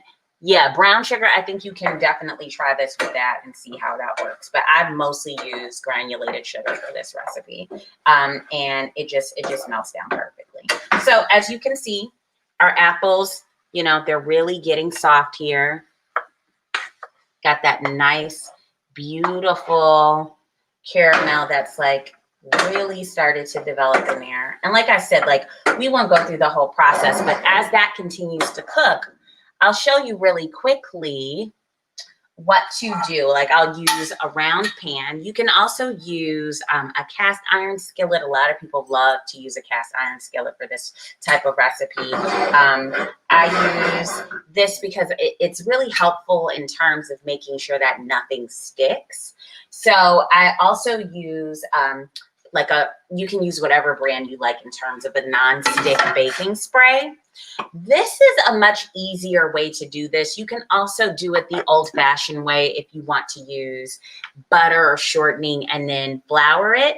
But I find that the spray, like if you really liberally spray this, like, I mean, get in there, because you want to make sure that the apples come out just beautifully. So I get in there huge, like, I mean, spray so much on the bottom, because with the sugars and with it developing, it gets a little to the point where it can sometimes stick. Oh, can you use Granny Smith apples for this? You absolutely can. This is one of those recipes that really works well with Granny Smith apples. I used Golden Delicious, I think, for this. Really, yeah, perfect for this recipe. So, like I said, like, really get in there, like to the point where you're almost like coughing, like there's so much in there, like, but you need it. I promise you, you need it. So I put a lot in here, and then as our apples continue to cook, they also, shrink. Like, apples shrink as they bake, which is why, like, if you ever baked a pie, like, you'll have like mounds and mounds and pounds of apples, and then you'll turn around, and then when it comes out of the oven, you're like, what happened? Like, what happened to everything? It's because they shrink. Yeah. So this is pretty good for showing you guys exactly what's next. Just to show you that there our apples are. And I'm going to turn this heat off. And at this point, like, you'll have your oven set. I believe it's 325. It could be 375, but we have the recipe available. Don't mommy brain. So sometimes you just forget. But you are now going to add your apples to your pan that you sprayed the heck out of so it does not stick. And at this point, you want to, like, I like to start around the outside of the pan and then sort of go in a decorative design. And I sort of just lay them down. So I'll show you in a second as I'm sort of making my way around. But you really want to make sure that your apples at this point, which tastes amazing, by the way, that your apples have really started to become tender, because this is not a long baking period, right? This is really sort of just to let everything meld together and to get that puff pastry to bake up super golden and delicious. And so once you get this in, oh my gosh, can you use? Yes, you can. You can definitely use, like I said, you can use any apple you really enjoy. Like, there are definitely some apples that bake better than others. Like, Granny Smith is a really good baking apple. Golden Delicious, I love using Golden Delicious. And then if you have like pie recipes where you use like a mix of apples, this is also a great way to use a mix of apples. So like, if you don't want to just pick one, you don't have to, like, go forward and pick more than one apple, so you can get a nice difference of flavors and textures, and everything is really sensational that way too. So I'll show you guys exactly what I'm kind of doing. I'm sort of working my way around the pan to sort of organize the apple slices. And I'll start to get this one in. And because these apples are hot, everyone's like, can we get the kids involved? Like, I usually think about that process. I don't let the kids get involved at this point, because, the apples are still quite warm, and, you may need your hand to sort of, organize the apples into a decorative shape how you want it to be. So I wouldn't do that. For this recipe, you can use, I know this is like blasphemy, but you could totally use salted butter. I just use salted butter because that's what I had on hand. And then, so that's why I didn't add any salt. But if you use unsalted butter, then definitely add a pinch of salt into this. But it's 2020. Let's sort of like skate on the rules and be rebels, and you do whatever you want to do. Okay. Like, don't worry about it. It's not that big of a deal. Okay. And then we are adding in some more of our apples here. And like I said before, the bag where they actually have the apples already cut down and like perfectly uniform, like where you don't have to make sure everything is exactly uniform. It really helps with the baking of this. It really does, because you don't have to worry about certain pieces of apple where it's like really big chunks versus like smaller chunks that will end up like not, you know, baking and getting tender enough, whereas like the smaller chunks will, right? So I'm adding in more of my apples here. And this is just such a fun, easy way to, you know, have some fun, do this like how you want to do it. I like to go around the outside, and then I sort of just go in and add whatever apples I have left to the middle. You know, you can do whatever you want, right? Is this a filling for apple pie? I mean, it could be. Like, you totally could do this. Like, you know, apple pies, you usually add some flour. You need to sort of thicken it, and you can sort of play around. They're usually much more complicated than this apple tart tatin, which is why I personally like this recipe, because it isn't so fussy, if you will. Like, it doesn't require as much. You also, if you don't like to play around pie crust, this is just sensational for that, because with the puff pastry, it's just flawless and easy to deal with. And so I'm just sort of adding the rest of my apples here. And then the last part of this, so I just sort of threw these in, as you can see, kind of just went around. And you know, like I said, this is like all the good apple stuff, right? And then you're gonna have some of that caramel sauce left, and I'm just gonna drizzle that right over the top, over the top. And you might want to sing as you're doing this too, because it's good to do it. All right, get that in. That's so good. Ooh, this is so good. Yes, someone said, could you put this on top of a cheesecake? Heck yeah, you can put this on top of a cheesecake. It's fantastic on top of a cheesecake. I love that idea. You know, hey, if you don't want to bake, you could get store-bought cheesecake and you could add this to the top of it, and no one will be, you know, the wiser. They won't even know. They'll think you did such incredibly difficult stuff and you didn't. So moving on to our puff pastry. So this is just one sheet of puff pastry. I've let it sort of thaw, and it's gotten nice and soft, but you don't want it to get too soft. So this one's been sitting out for a while because I was prepping for this demo, but you want it to get to a point where it's workable and you can sort of, you know, push the seams together. And then we just add this right on top. So you can trim. This is one thing you can do. You can go around the corners, like you can sort of measure by looking at your round cake plate or whatever you used here, your pie plate, whatever you've got. You can go around the corners. You can snip this if you want to make it perfectly round. I love puff pastry.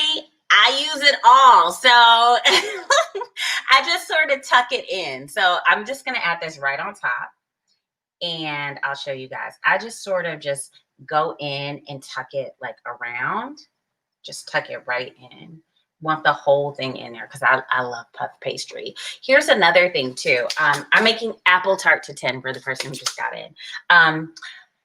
Yes. Oh, and your name is Harmony. My daughter's name is Harmony. So hello. So yes, I just tucked this right in. As you can see, just tucked it right in. And then I'm just going to use this knife, and I'm just going to poke holes in this. Poke holes like right into this, and then this is it. This is pretty much it. Like, you guys, we just basically made this. So this goes in our oven, and it bakes for about, I think, like 45 minutes or so, you know, give or take. You're basically waiting for the puff pastry to sort of balloon, if you will. It's going to become pillowy and beautiful and gorgeous and golden brown. And then all the apples are sort of going to even caramelize and set in more into that puff pastry, becoming one one situation, I guess you could say. And so when they meld together, they become family, they're cousins, they're happy, they're excited. Then, yes, you can use pie dough or phyllo dough. I have not tried this with that, but I would probably say pie dough would be a better fill-in if you wanted to use that. And then also, so then when it comes out, I flip it and it gets like this gorgeous sort of, it gets this gorgeous sort of layer. And so I like to sort of take whatever the remaining caramel sauce is, and I just sort of just put it over the top. Like, you can do that. I serve it with ice cream. You can serve it with whipped cream. Here's a tip for you as well. Once you are done baking it and you're ready to serve it, you can let it sit for a while. But if you let it sit for like over an hour, it's basically going to set up, right? And it's going to be harder for you to flip it and get it out perfectly. So you'll want to sort of reheat it a little bit on the bottom.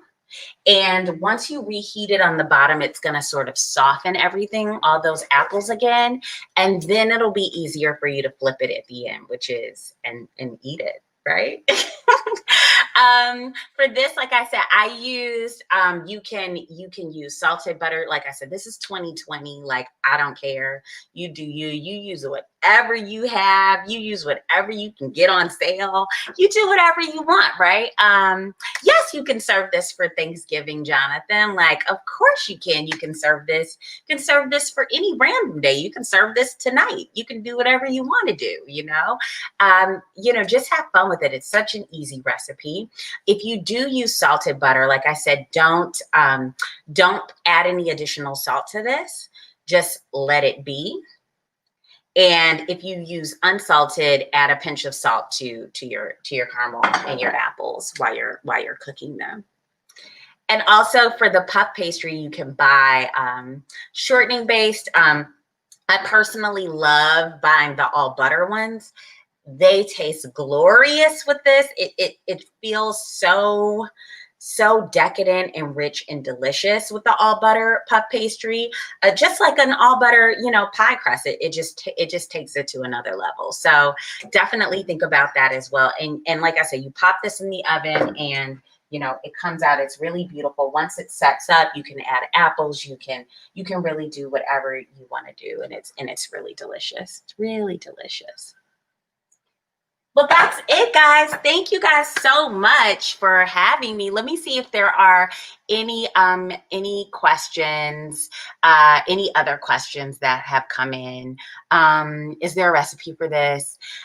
Yes, there is a recipe for this. There's, I believe they have the recipe for it, but it's also on my website at grandbaby-cakes.com. It's apple tarts at 10. Yes, you can add cinnamon to this. You can add nutmeg. You can add any warm spices you want to, and you can get something really great in. Oh, hi, Gemma. Jocelyn. How are you doing? I'm good. I just appeared out of nowhere. I have no idea what's happening. Okay. How are you doing? I'm great. How are you? I'm doing good. That was gorgeous, Jocelyn. I absolutely love it. Yeah, so easy too. That's what I love. 2020 is all about ease. Do what you want, enjoy yourself. It's all good.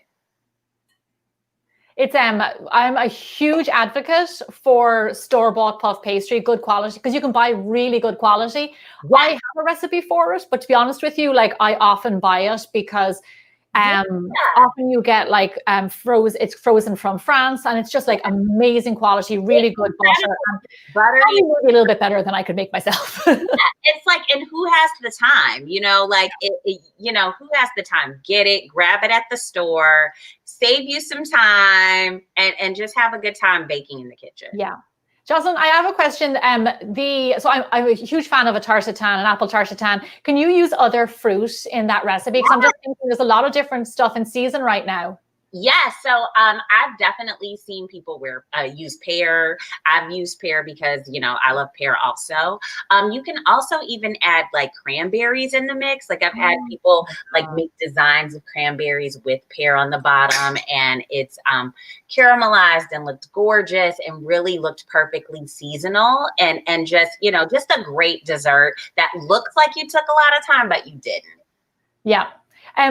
Somebody made submitted a question there, Jocelyn, about, I think, was it a monk fruit sweetener? They were saying, could they use it? And I just know from our experience using monk fruit sweeteners, they don't caramelize. So maybe it wouldn't be great for that recipe. Yeah. So yes, like you wouldn't be able to put that on the burner like I did with the granulated sugar and have that melt down in the same process. So that is really the difficulty in having that substitution. Yeah.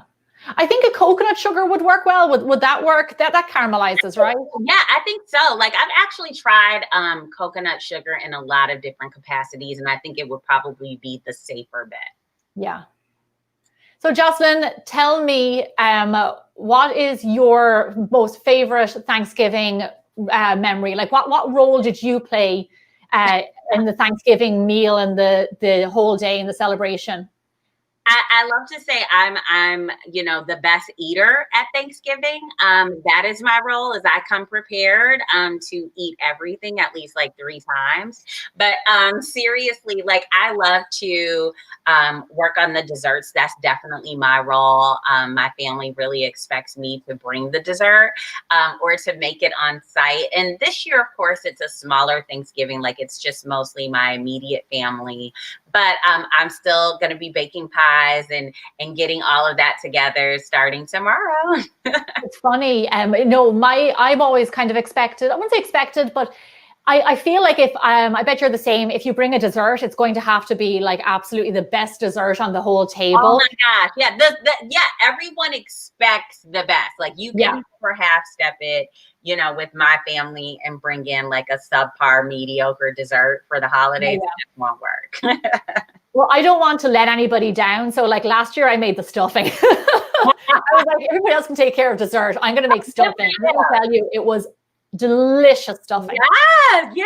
So do you have like a big Thanksgiving spread all planned? Sorry, say that again, Jocelyn. A big spread plan? Not this year.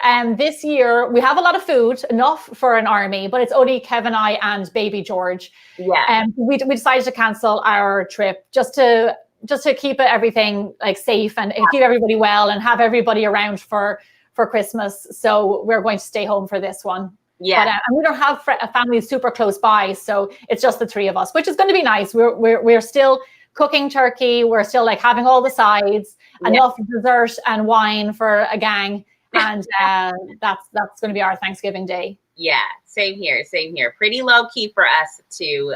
But there's party of 5 here. So my parents will be joining my husband and I and my daughter. And so, and that's going to be our low key, but we will definitely be having Zooms with family and, seeing everyone far away, but you're so much, there's still so much to be grateful for and thankful for. So I'm still looking forward to it. Yeah, you're dead right. And that's a good, it's a good reminder for No Kid Hungry that like, I want to say thank you, Jocelyn, for being a part of this Bake-A-Thon today. And it's such an amazing cause, and for you to participate in this has been really fantastic. And hopefully during your segment, people were feeling extra generous and donating and making a big difference, because I think you mentioned there that $1 really goes a long way, and $1 equals 10 meals, which is just it's unbelievable. When I think about my morning coffee and how much that costs. Right.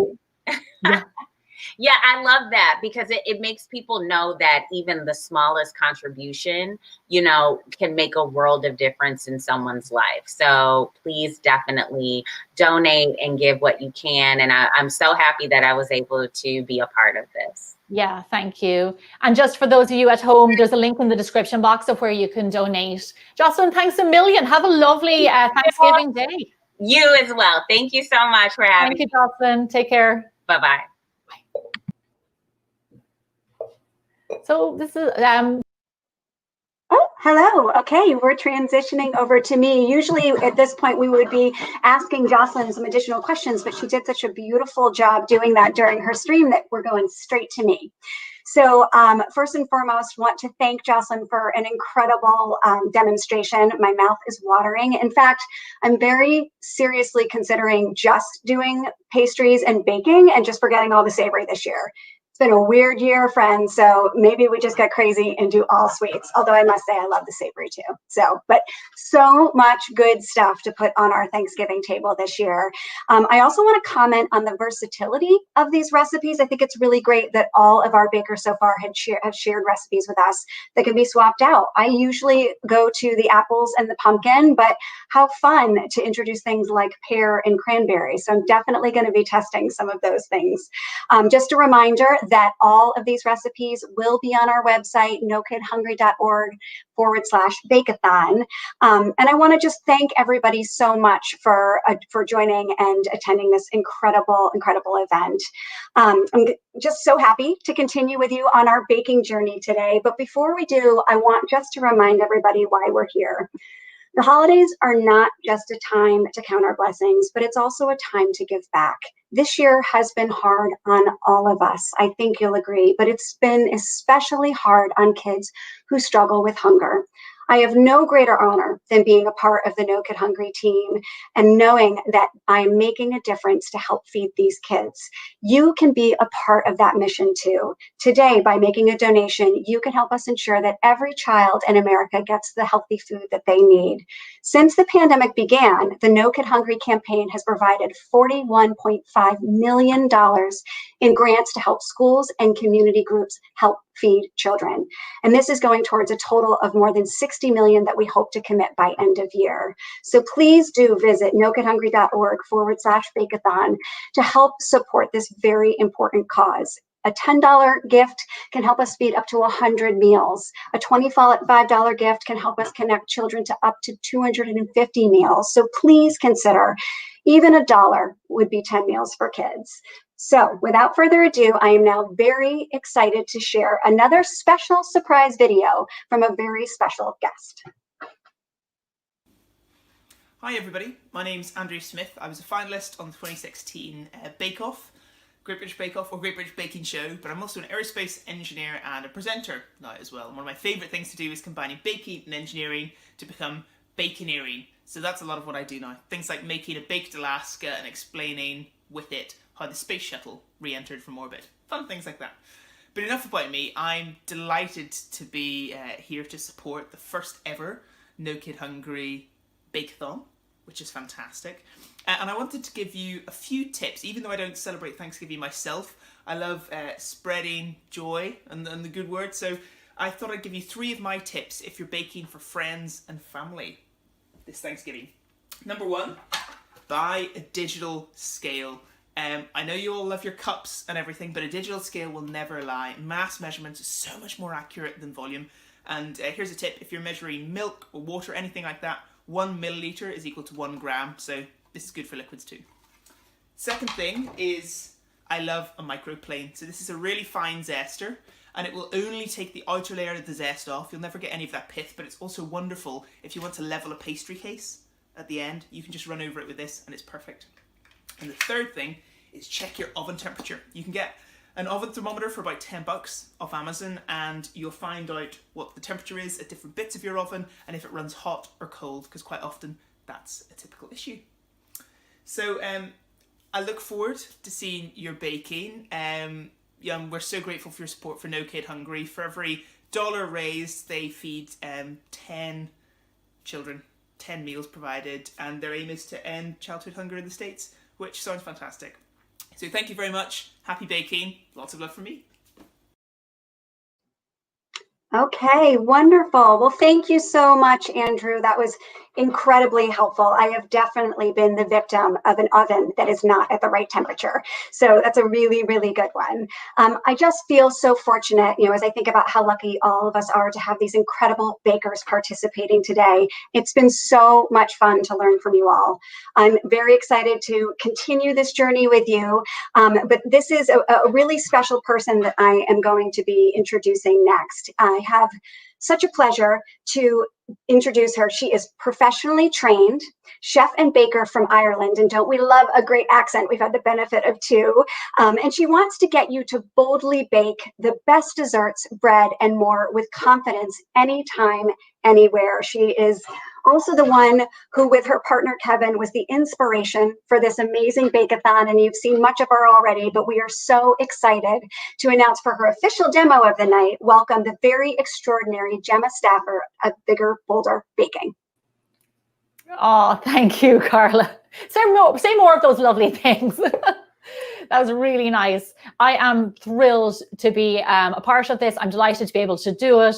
It is an honor to work with you guys again with No Kid Hungry. I've worked with you in the past, and it is such an important organization.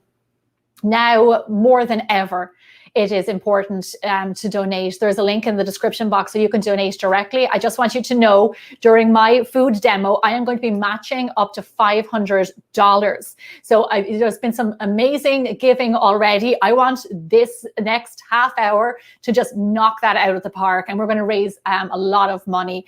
Just so you know, $1 equals 10 meals, which is incredible. And that before the pandemic, 1 in 7 children would go hungry in the United States. But now with everything's going on the last few months, it's 1 in 4.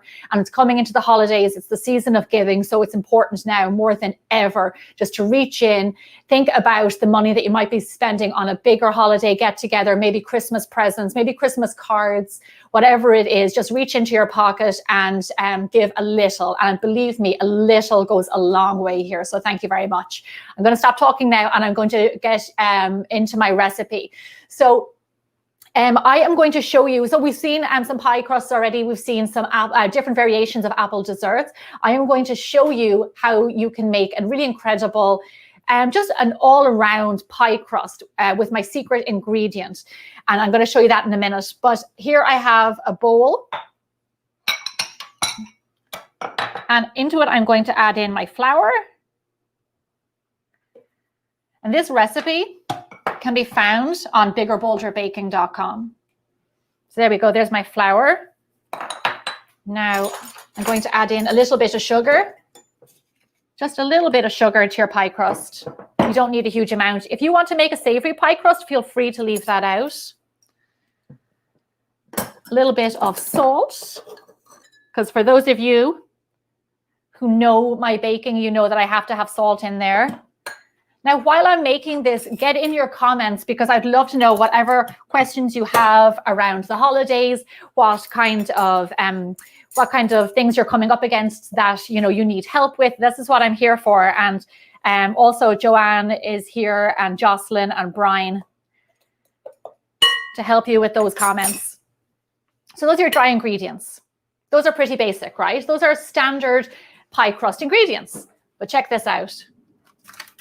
Look at this. This is my secret weapon. It is frozen butter.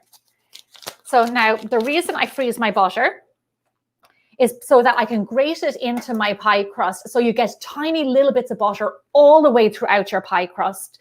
And it just makes for like really lovely flaky crust. This is my little secret. What I do is I need 3.5 ounces for this recipe. Here I have 4 ounces. What I do is I cut a little bit extra. So to protect my fingers, I use the butter wrapper like this. And then I just grate it straight into my straight into my dry ingredients like this. Look at that. Look at those lovely curls of butter. Grate it straight in there. And you want to do this kind of quickly, so that your butter doesn't defrost. One of the secrets of making an amazing pie crust is cold ingredients. And you might have heard of this a lot. Cold utensils, even cold water, cold butter, all of that stuff is important because you want it to be cold. Joanne Chan, at the very first demonstration, made a really good point that butter is made up of water, and what happens is when it gets into the oven, the water evaporates, and what happens when it evaporates, it rises. So if you think of that in a pastry, it lifts the pastry rises, and that's how you get those lovely flakes. So doing your butter in little small pieces like this will give you a lovely flaky pie crust. There we go. Now, If you want, you can use a vegan butter, but I know that they might not freeze as well. But you can always just rub that in with your hands. So as I am doing this grating here, I hope you guys are donating. There's a link in the description box. This is an organization that's very near and dear to my heart.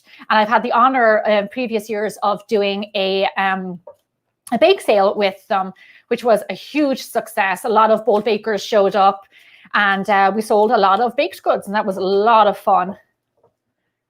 Kevin, any questions out there? Gemma, the purpose of salt again in your baking, can you talk about that? I think Brian emphasized it. Yes, absolutely. Look, I just want to show you this little bit of butter I have left over. I'm going to use that in some other baking. And that's the 3.5 ounces that I need. So salt in baking, really great question, really important ingredient. Salt is a seasoning. It's not just for savory, it's also for sweet. Salt brings out the flavor of other ingredients. That's its job. So it's very important to have that in your baking. And if you want to hold back a little bit on salt, maybe you want to have less salt in your diet for health reasons or whatever it is, feel free to pull back a little bit. You can always leave it out if you want to, but salt just elevates the flavor of everything else. And just now that you mentioned that, Kevin, I just thought of something else. That I use salted butter. That's just me. That's my preference. I use Irish salted butter for obvious reasons. But you can use unsalted butter either. That's totally up to you. So here I have an egg with a little bit of water. And all my butter, you see that in there? All my butter is in small little bits. And it's going to add in my egg. Sometimes I hold back a little of the liquid. Like that, just in case I don't need it. I'm going to add the rest of my liquid in. So when it comes to making doughs, breads, pastries, things like that, you don't always want to add in all of your liquid because you might not need it all. I'm going to take a tip from Hart, Hoffman. I'm going to go in with my hands. I feel like it's a little bit dry, so I'm going to add in a splash of water. Now, go really easy when you're adding in water to pie crust, and I'll tell you why. It goes back to the science that I was just talking about. Water evaporates. So if you think about it, if it's too much water in your pie crust, it'll shrink your pie crust because it'll disappear during the baking. So you just want a little bit of water to bring it together. There we go. I'm just going to, see there's a few dry bits here, but that's okay because I'm going to bring that together. It's going to come together. Also, a really good secret about pie crust is that when it rests, because you always let pie crust rest in the fridge after you've made it for at least 30 minutes, it releases liquid, so it gets wetter. So if you put your pastry into the fridge and it's a little bit on the drier side, like mine will be, it will, when it relaxes, it will release liquid and it'll get wetter. So it'll actually be the perfect texture if you just leave it a little bit on the drier side. Jen, for anybody who's just joined, can you share what you're up to? I am. So for those of you who are tuning in and don't know me, I'm Gemma Stafford. I'm the host of Bigger Bolder Baking. I'm a professional chef and cookbook author, and I am showing you how to make a really simple pie crust. And this recipe can be found on my website. And this is all to benefit No Kid Hungry. So now look at this. Everybody who knows me knows how much I love this. You've got a ball of dough and a clean bowl. That is the right amount of liquid. And you can see it's a little bit dry there, or it looks a little bit dry. It's totally not, it's perfect. So what you want to do is just wrap that up in some cling wrap or in some beeswax paper. And let me see if I have some here. And then just put that into the fridge. And like I said, chill it. You can leave it, Candace Nelson made a really good point there. You can leave it in the fridge for up to 2 days, I would say. It's great for make ahead stuff. There we go. Just wrap it up. And then just into your fridge. Really, really simple. I'm just gonna wash my hands. Kevin, you got any other comments coming in? Yeah, Jim, talk with us a little bit about what you're making for this Thanksgiving. So what I'm making for this Thanksgiving. So for dessert, we went back and forth, Kevin and I, because it's a big decision, you know, like you get 1 day to make like the best dessert you possibly can. So we are going to make some little kind of apple pies, a little few like pumpkin pies. What was the other one, Kevin? I have a lot of pears and frangipan. Mostly traditionally, we're going to stick with pies. That's one of my favorites. Because if you're going to do pie any time of the year, this is it. Jim, do you need a lot of special equipment to get baking? No, you absolutely don't. And actually, I've got a great article on biggerbolderbaking.com about the kind of equipment and the tools that you will need to get baking. I boil it down to you pretty much when it comes to bakeware, you need 6 pieces of bakeware in your kitchen.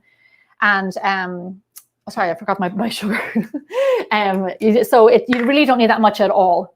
And it's Christmas time. It's a good time for gift giving.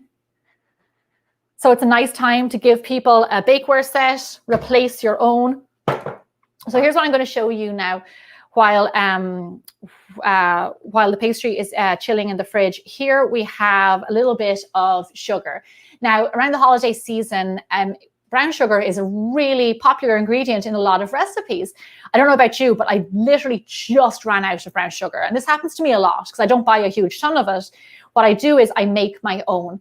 Now, this is one of my Bold Baking Basics recipes where I show you how you can make your own homemade ingredients. And that is anything from homemade cream cheese to your own condensed milk. Somebody asked earlier about making condensed milk. Brian said that somebody asked Brian, I have a recipe of how you can make it. And all it is milk and a little bit of sugar. I show you how to make ricotta. I show you how to make your own vanilla extract, all your own extracts, homemade food dyes. This is one of my recipes, how to make your own brown sugar. So here I have a little bit of sugar, white granulated sugar, and there's a little bit of molasses. And what you do is you go in with your hand and you just mix in the molasses. Just like that. Now I'm going to make a light brown sugar. If your recipe calls for dark brown sugar, it's very simple. Just add in more molasses. And the beauty of this recipe is that you really don't need to have a recipe. Just go for it. Just eyeball it. You saw what I did there. Like, depending on how much sugar you need, measure that out, add a little bit of treacle, molasses to it, and then just mix it in with your hands. So that's it if you add in a little bit. Let me show you if you want a little bit of darker brown sugar. Because I know that Jocelyn had this in her recipe. And during the holiday season, you use a lot of it. And there's nothing worse than on Thanksgiving Day having to run out to get something like this, when you could easily make it at home with a little bit of treacle or molasses that you have in the cupboard. There we go. Now, I hope while I'm doing all this kneading that you guys are hitting that donate button. I will match up to $500. That is my pleasure to do that. So I really hope you guys out there are also donating to this amazing cause. Gemma, Harmony Humbert asks, would golden syrup do the same thing? Unfortunately, no, Harmony. It's too pale. It's not a dark enough syrup. So you would need something like molasses or golden syrup. I'm sorry. You need something like molasses or treacle. But it's a good thought though. Like I know, I like where your head is at. There you go. And then just store that. You store that in a cup. You store that in like a jar or something like that. And then you have it there forever. It will last for a very, very long time until you use it all. So that's some brown sugar. Now, I have a little trick, Kevin. Do I have time to show my trick? Sure. Why not? So while I am, let me see. Let me do this. So here I have a cold jar. Now, Thanksgiving, I know whipped cream is a must on a lot of tables and also on mine. But a lot of people don't know how to make whipped cream. They don't know how, they don't have a kitchen equipment, or they're not sure what to put into it. It's really, really easy to make whipped cream. I'm going to show you how you can take just a mason jar. I've got a big mason jar here. I'm going to put in a little bit of whipping cream like that. Now you can put in as much cream as you want. Just know that the more you put in, the longer it'll take to whip. Now my jar is nice and cold because I have to go like this, and you shake it and shake it and shake it, and you get whipped cream. So while I'm doing my dance, my whipped cream dance, I want to hear from you guys. What's going on out there? What are you doing for your Thanksgiving? I've already made my turkey. We're having turkey confit, Kevin and I got it ready so that it can sit for a few days and just get extra tasty. Gemma, Jonathan Yard asks, what are your top 5 dessert recipes you'd recommend for Thanksgiving? Oh my gosh, Jonathan. It's a good thing I have some time. So one recipe that's on my website right now that I'm a huge fan of is pear and chocolate crisp. It's pears on the bottom and chocolate and a chocolate crumble crisp on top, and with big chunks of bittersweet chocolate. Absolutely incredible. So super delicious. I'll run through these. My marmalade steamed pudding, also another great one. I would say any of my pies, use my pie crust, my pecan. I've got apple and cranberry on there, and I've got a chocolate and pecan, which is Kevin's favorite. And let me see, Kevin, what would your favorite be? We're going to do hand pies. So I've got here's this pumpkin. I have some hand pies on the website. And that's technically what Kevin and I are doing. We're going to take that pastry. I have some apple pie filling, and we are going to make hand pies. Just a lot of them. Sounds like we're only going to have a small dessert. We're going to have a lot of hand pies. Gemma, that's a big workout there. It is, right? Can you see my guns? I'm like jiggling all over like Santa. Gemma, any tips for meringues? I know it's not traditional Thanksgiving, but definitely for the holidays. Oh, I'm all about meringue. I'm a huge fan of meringue. Growing up in Ireland, it was my mom's go-to dessert. I absolutely adore it. Yes, around the holidays with a lot of baking, you're going to end up with a lot of egg whites. So save those egg whites, freeze them, or keep them in the fridge, and they will last a lot longer than you would think. And they just make for a really great, fast recipe for meringue if you have egg whites just hanging around. I keep mine in the freezer. Let me show you. Yeah, look at. I keep bags of egg whites in my freezer always, because we do so much baking. I end up with so much egg whites. Please don't judge my freezer. But we end up with so much egg whites, and I freeze them, and then I make meringue because it takes me. Oh, Kevin, I think I did it. No, a little bit more. And it takes me minutes to make meringue. So that wasn't really that's an egg white tip. I would say room temperature egg whites and a clean bowl. Room temperature egg whites is really important. I think Gemma, I did. Macarons, if you don't have almond flour available. I'm going to do a little bit more. If you don't have almond flour available, go to biggerbolderbaking.com. I've got a recipe of how you can make some almond flour. All it is ground almonds. You do want to watch the video because you just want to be careful how much you actually grind them, because if you grind them too far, you're going to end up with an almond butter. I'm almost there, Kevin. I've almost got my whipped cream. and a good workout. So for those of you who, like in Ireland, we would always have just plain whipped cream. I know in America it is often flavored and sweetened, and in France they would have creme chantilly, which is with a little bit of sugar and vanilla. So if you want to add in some vanilla extract, some vanilla bean paste, which I absolutely adore, a little bit of sugar, that's totally up to you. I like to leave it plain so that whatever it is going with, you have that fat that cuts through the sweetness of your dessert, rather than having sweet cream and sweet dessert. So you're just going to have that contrast. That's what I like. Gemma, there's some great comments that you don't need to go to the gym. You can just whip cream.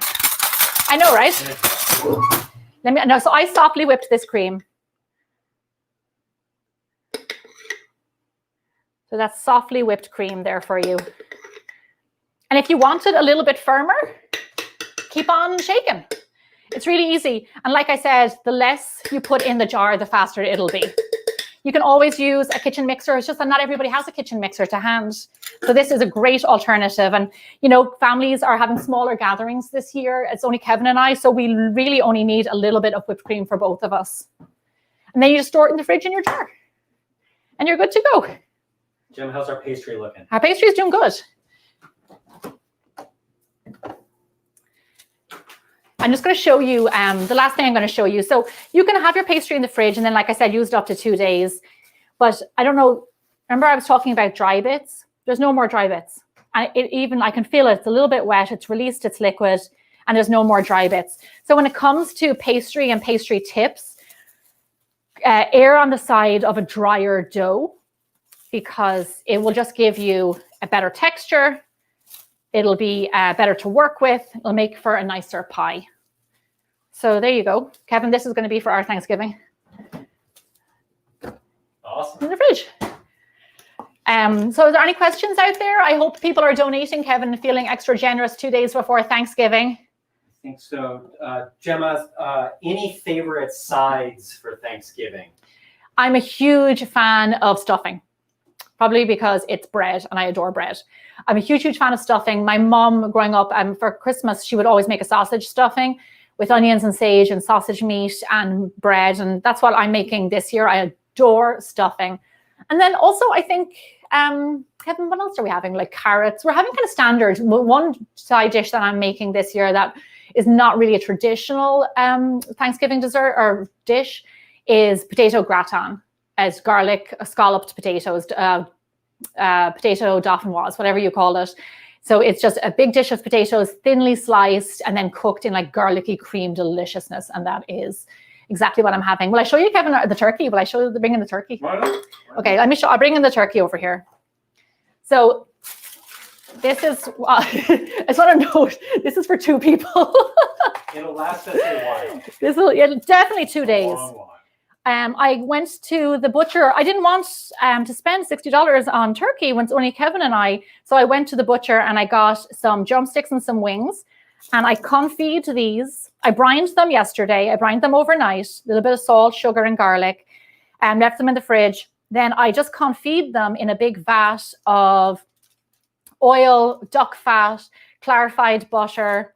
And what it does it's a deep fat fryer for all the world. It slowly cooks and tenderizes and breaks down your meat. So you end up, I don't want to, let me see if I can show you. You end up with this incredibly, I think I had one there, right? This incredibly, look at that, and tender meat. So what I'm going to do is we're going to put those back into the fat that I cooked them in. And then take them out on Thanksgiving Day. Our turkey is already done, so I don't need to have space in the oven for it. And then I do my dauphinoise and my carrots and my stuffing and all that. I should mention that in Ireland, when I trained to be a chef, I trained generally as a chef, and then I specialized in pastry. So I do know how to cook as well as bake. Baking is my absolute passion, but I can also cook. So that's good. Gemma, just one last question here from Jonathan Yard. He's been a loyal viewer throughout. Is about your stuffing. Can you use challah for stuffing? Yeah, absolutely. I made a video recently about making breadcrumbs for stuffing. And I would just say, you can use any bread you want. You can use croissants, you can use challah, you can use a brioche. You can use sourdough, you can use a ciabatta. Just make sure whatever bread you're buying makes sense with the dish that you're going to use it in. So I wouldn't make, I wouldn't use croissants to make stuffing because it's too sweet and buttery or whatever. Challah will absolutely work for stuffing or something like that. What might be even a little bit better would actually be just a plain loaf of white bread. And even for something like a stuffing, if you were to get like Italian style bread with herbs and garlic and stuff in it, that would make your stuffing like even better. So just make sure it matches whatever you're going to use it for. Joanne is here. She's coming on. I think Joanne. Hi, Gemma. Hi, Joanne. Hello. Man, I loved watching you demonstrate that pie dough and the whipped cream. I've never seen whipped cream like that. That was so cool. I love Joanne, that. I'm kind of a genius. You absolutely are. And you know what, Gemma, what I love is that you have the same approach to baking that I do, which is it's not supposed to be hard or daunting. It's supposed to be something that is fun and that you can do at home. And if you have a mixer, great. But if you don't have a mixer, here's what you can do. If you have brown sugar, great. But if you don't have brown sugar, here's what you can do. And I love that you're making baking approachable because I think you and I share the same philosophy that it's just it's so much fun, and you don't want people to shy away from it. No, to be intimidated. And it's great to hear that from another professional chef as well, because it is a science, but it's not rocket science. And this is supposed to be fun activity, and no one's going to look forward to baking if they're worried about like, you know, having to follow so many rules, and you know, so like I try to make it as accessible as possible on Bigger Bolder Baking. I always tell people, follow the recipe as written the first time and then make it yours. Do whatever you want. And sometimes I'll have people write to me and say, okay, I did this to the recipe and I didn't do this and I baked it for 10 minutes longer or, you know, half an hour shorter. It tastes good, but what did I do wrong? And I'm like, if it tastes good, then you did everything right. You just didn't, you know, maybe your oven was a little bit different or your ingredients were a little bit different. So I'm thrilled that that we're getting more people baking. That was fabulous. And I want to eat some of that turkey. That looks so good. Isn't that good? Can you believe that's for 2 people, Joanne? That is, I don't know, like 8 pounds of turkey, and it's for my husband. Nice. And we'll go through it in 2 days. That's fabulous. That's fabulous. I would love to find out how you got inspired to learn how to bake. Like, what is your trajectory and what got you into this field? So for those of you who don't know, so I'm originally from Ireland, Joanne knows that. And I learned from my mom. My mom, still to this day, is probably one of the best cooks and bakers that I know. She was a fantastic role model. And getting like such great food at home really inspired me to want to start baking. I started baking at a very young age, started making a lot of breads, a lot of what we would call in Ireland buns, which are just cupcakes. But it's like every kid's rite of passage in Ireland to make buns. You start from there and then you progress on to other things. But I've always just been fascinated with baking, and I would just say food in general. And I spent like my childhood going through all my mom's magazines, all my mom's cookbooks, and just like thumbing through things, adding to my list of things that I wanted to bake. But my mom never made it look hard, Joanne, and I think that was really what like clinched it for me, was that this isn't a difficult thing to do. It's quite easy. My mom comes in and she whips up a dinner for her family of 7 people, and she does it in half an hour. And it's she just never made, for want of a better word, she never made a meal of it. And for like watching that, it just seemed accessible and easy. And so it was, I kind of knew very early on. I said to my mom that I wanted to either be a teacher or to be a chef. And my mom said to me, in Ireland, you have to fill out, oh gosh, I'm trying to remember the name of it, a form to go to college. And I said to my mom I wanted to be a chef. And she said, if you become a chef, Joanne, you might empathize with this. If you become a chef, you're going to work very long hours. Yeah. It's going to be a very hard job, and you'll probably earn very little money. So here we are. For the majority of my career, she was right. But I still did it. But I still was really passionate about doing it. I'm still as passionate today. Now moving out of professional kitchens and taking my expertise online, where on Bigger Bolder Baking, we have almost 8 million fans worldwide. Amazing. Hundreds, over 500 plus videos, hundreds of recipes on my website. And this is, I think my whole career has been working up to this point of now I actually am teaching and cooking, which is kind of exactly where I want to be. It's so wonderful. You wanted to do 2 things and you're doing both things. That's really amazing. It's awesome. So I know you've been saying over the last couple of hours that you didn't grow up with Thanksgiving.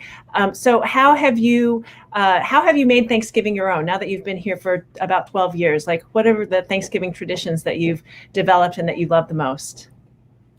So for Thanksgiving, I was mentioning to Jocelyn that I don't always do dessert because it's kind of expected, or, I don't, if other guests are bringing dessert, I don't know about you, Joanne, but when other guests are bringing dessert, I tend to shy off and bring something different, because if somebody went to the trouble to make something homemade, I don't want to show up and just like put my dish down and like think it's, and everybody like, might go towards that. So what I like to do is I make stuffing. I make bread rolls. My niece and Kevin's niece and I make bread rolls every single year, and that's really fun. I generally go towards something carb heavy, but the Thanksgiving is a little bit different this year because I have now a 9-month-old baby. So, Georgie's the cutest little baby. Those eyes. Oh my goodness. Gorgeous. I don't know where, and the golden blonde hair. I don't know where I got that baby from. But anyway, we're going to now probably do more of our own Thanksgivings. For the last few years, we traveled to Kevin's family up north in California. I'm in Los Angeles. And but now with George, we're going to start to like build our own traditions and things here. So I do tend to go for the pumpkin pie and things like that when it comes to Thanksgiving, because you only get it once a year. So I'm a little bit of a sucker for, like you were saying, you guys are cranking out pumpkin pies right now. Like I am a huge fan of pumpkin pies. Agreed. Every Thanksgiving, we roast a big turkey. I didn't grow up with turkey. I grew up with duck, but since as an adult, I've really grown to love turkey. And after Thanksgiving, I always say to my husband, Christopher, we should have turkey all the time. It's so good. I love it. I would love to know, what are your biggest baking mistakes that you can remember? Any crazy stories you have to share with everybody? That's a really good question. My biggest baking mistakes. I have my fair share of mistakes. I'll tell you, Joanne, we answer hundreds of comments coming in on social media, on our website and everything every week. And I read a comment and they say, I made your pastry and this happened. What did I do wrong? And I have become an expert in answering them because I've done whatever you did wrong, I've done it. I've done it all. I've used hot chocolate powder as a little kid. I've used hot chocolate powder instead of cocoa powder, thinking it was the same thing. I used to bake with margarine because my mom took away the butter from me because it was more expensive than margarine. So expensive, right? Until I kind of got wise to her, and then I went back using her butter again. But I've done everything. I've seen it all. I have been professional chef for 15 plus years. So I've done it all. I'd say the biggest baking mistakes, there's something that's coming to the front of my brain. There is one thing with similar to a yellow cake here, we do a Victoria sponge. Mine tends to dip in the middle.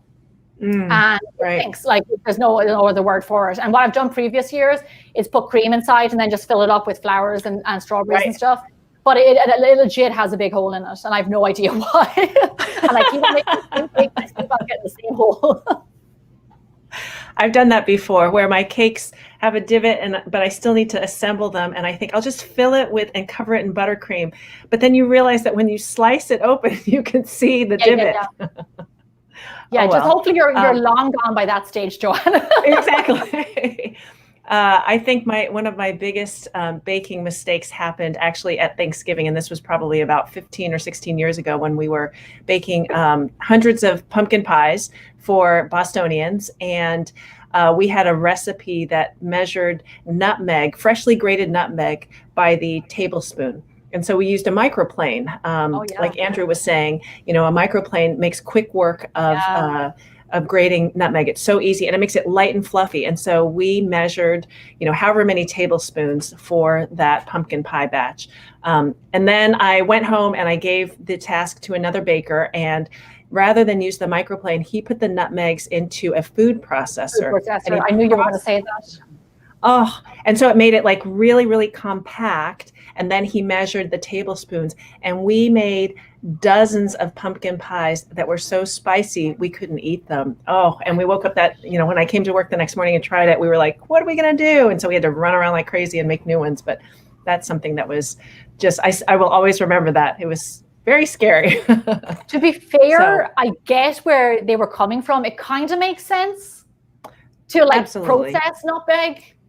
Yeah, so much faster. Well, I think he thought this will be so much faster. I'll just put all the nutmegs in a food processor and press go, and I won't have to stand there. Oh my gosh! He never made that mistake again. Yeah. No, you don't. You learn that the hard way. You only make it once. Well, Gemma, this has been such a treat. And you know what? I'm so inspired by you and Kevin, and I want to do the same thing that you did, which is I want to offer to match all the donations up to $500 as well. I think we have such an opportunity here to raise so much money for No Kid Hungry. And I have absolutely loved doing this Bake-A-Thon with you. And I'm so looking forward to doing this again next year.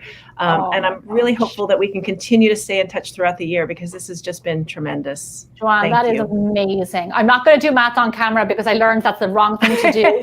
But 500, if we talk about $1 equals 10 meals, then $500 is 10,000 meals. Kevin? Many, many, many. It's a lot of meals. It's a lot of meals. It's a lot of meals. That's amazing. That's really, Joanne. That's lovely. It's made my day. That's really, really generous. Thank you so much. Thank you so much. This has been tremendous. Thank you. Lovely. Take care. Hey everyone, this is Debbie Shore, co-founder of Share Strength. I'm the No Kid Hungry campaign, and my God, I just learned so much from these last few hours. And I just wanted to thank everyone for taking part in this, especially to Gemma and Joanne, who I learned a lot about my very favorite food, which is butter. So learning about what happens in the oven with the evaporation and how to, I love that trick of putting the butter in the freezer.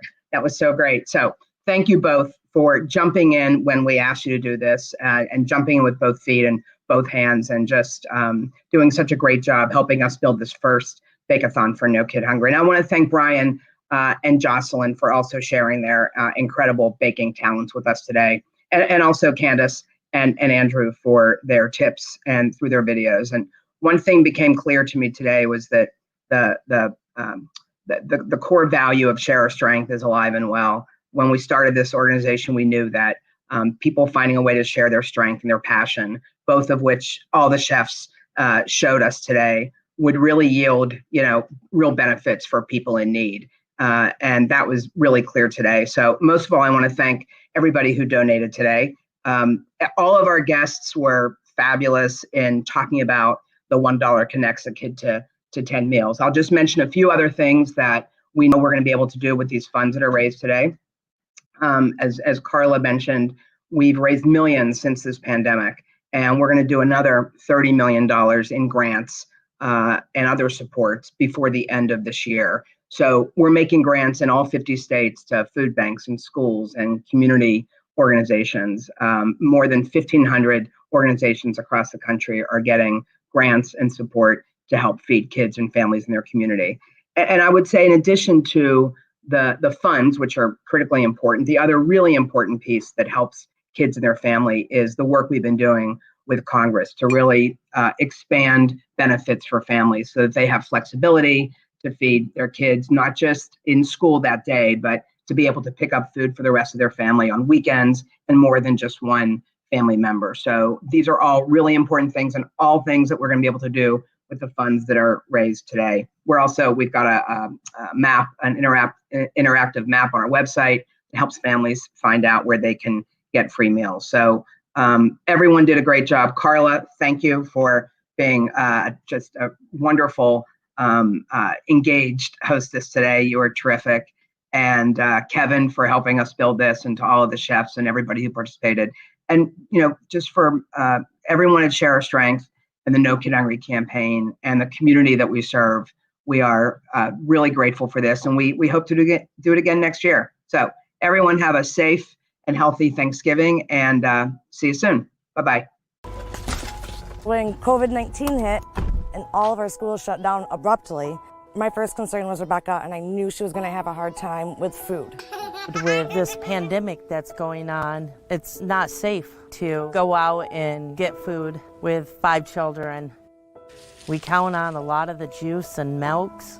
We count on a lot of that. You're all set for your day. Thank you. My grandchildren are my everything. Before the coronavirus pandemic happened, they ate breakfast and lunch at school. Then one day they just said no school. We were stuck. We didn't know what to do. There wasn't enough food to feed them all day and all night. The free meals we got saved us. El programa está muy bueno para los muchachos que están en casa, para ayudarles a sentirse como que están en la escuela con la comida que les dan. Es una ayuda también para el hogar. Without this type of help, we would not have been able to come through the things that we've come through in the last month. So, thank you. Thank you. Thank you. Thank you for the food. I love it. Thank you. Thank you. Thank you. Thank you. Thank you. Thank you. And thank you everyone for being kind. And for the apples. Make sure you move that apple thing.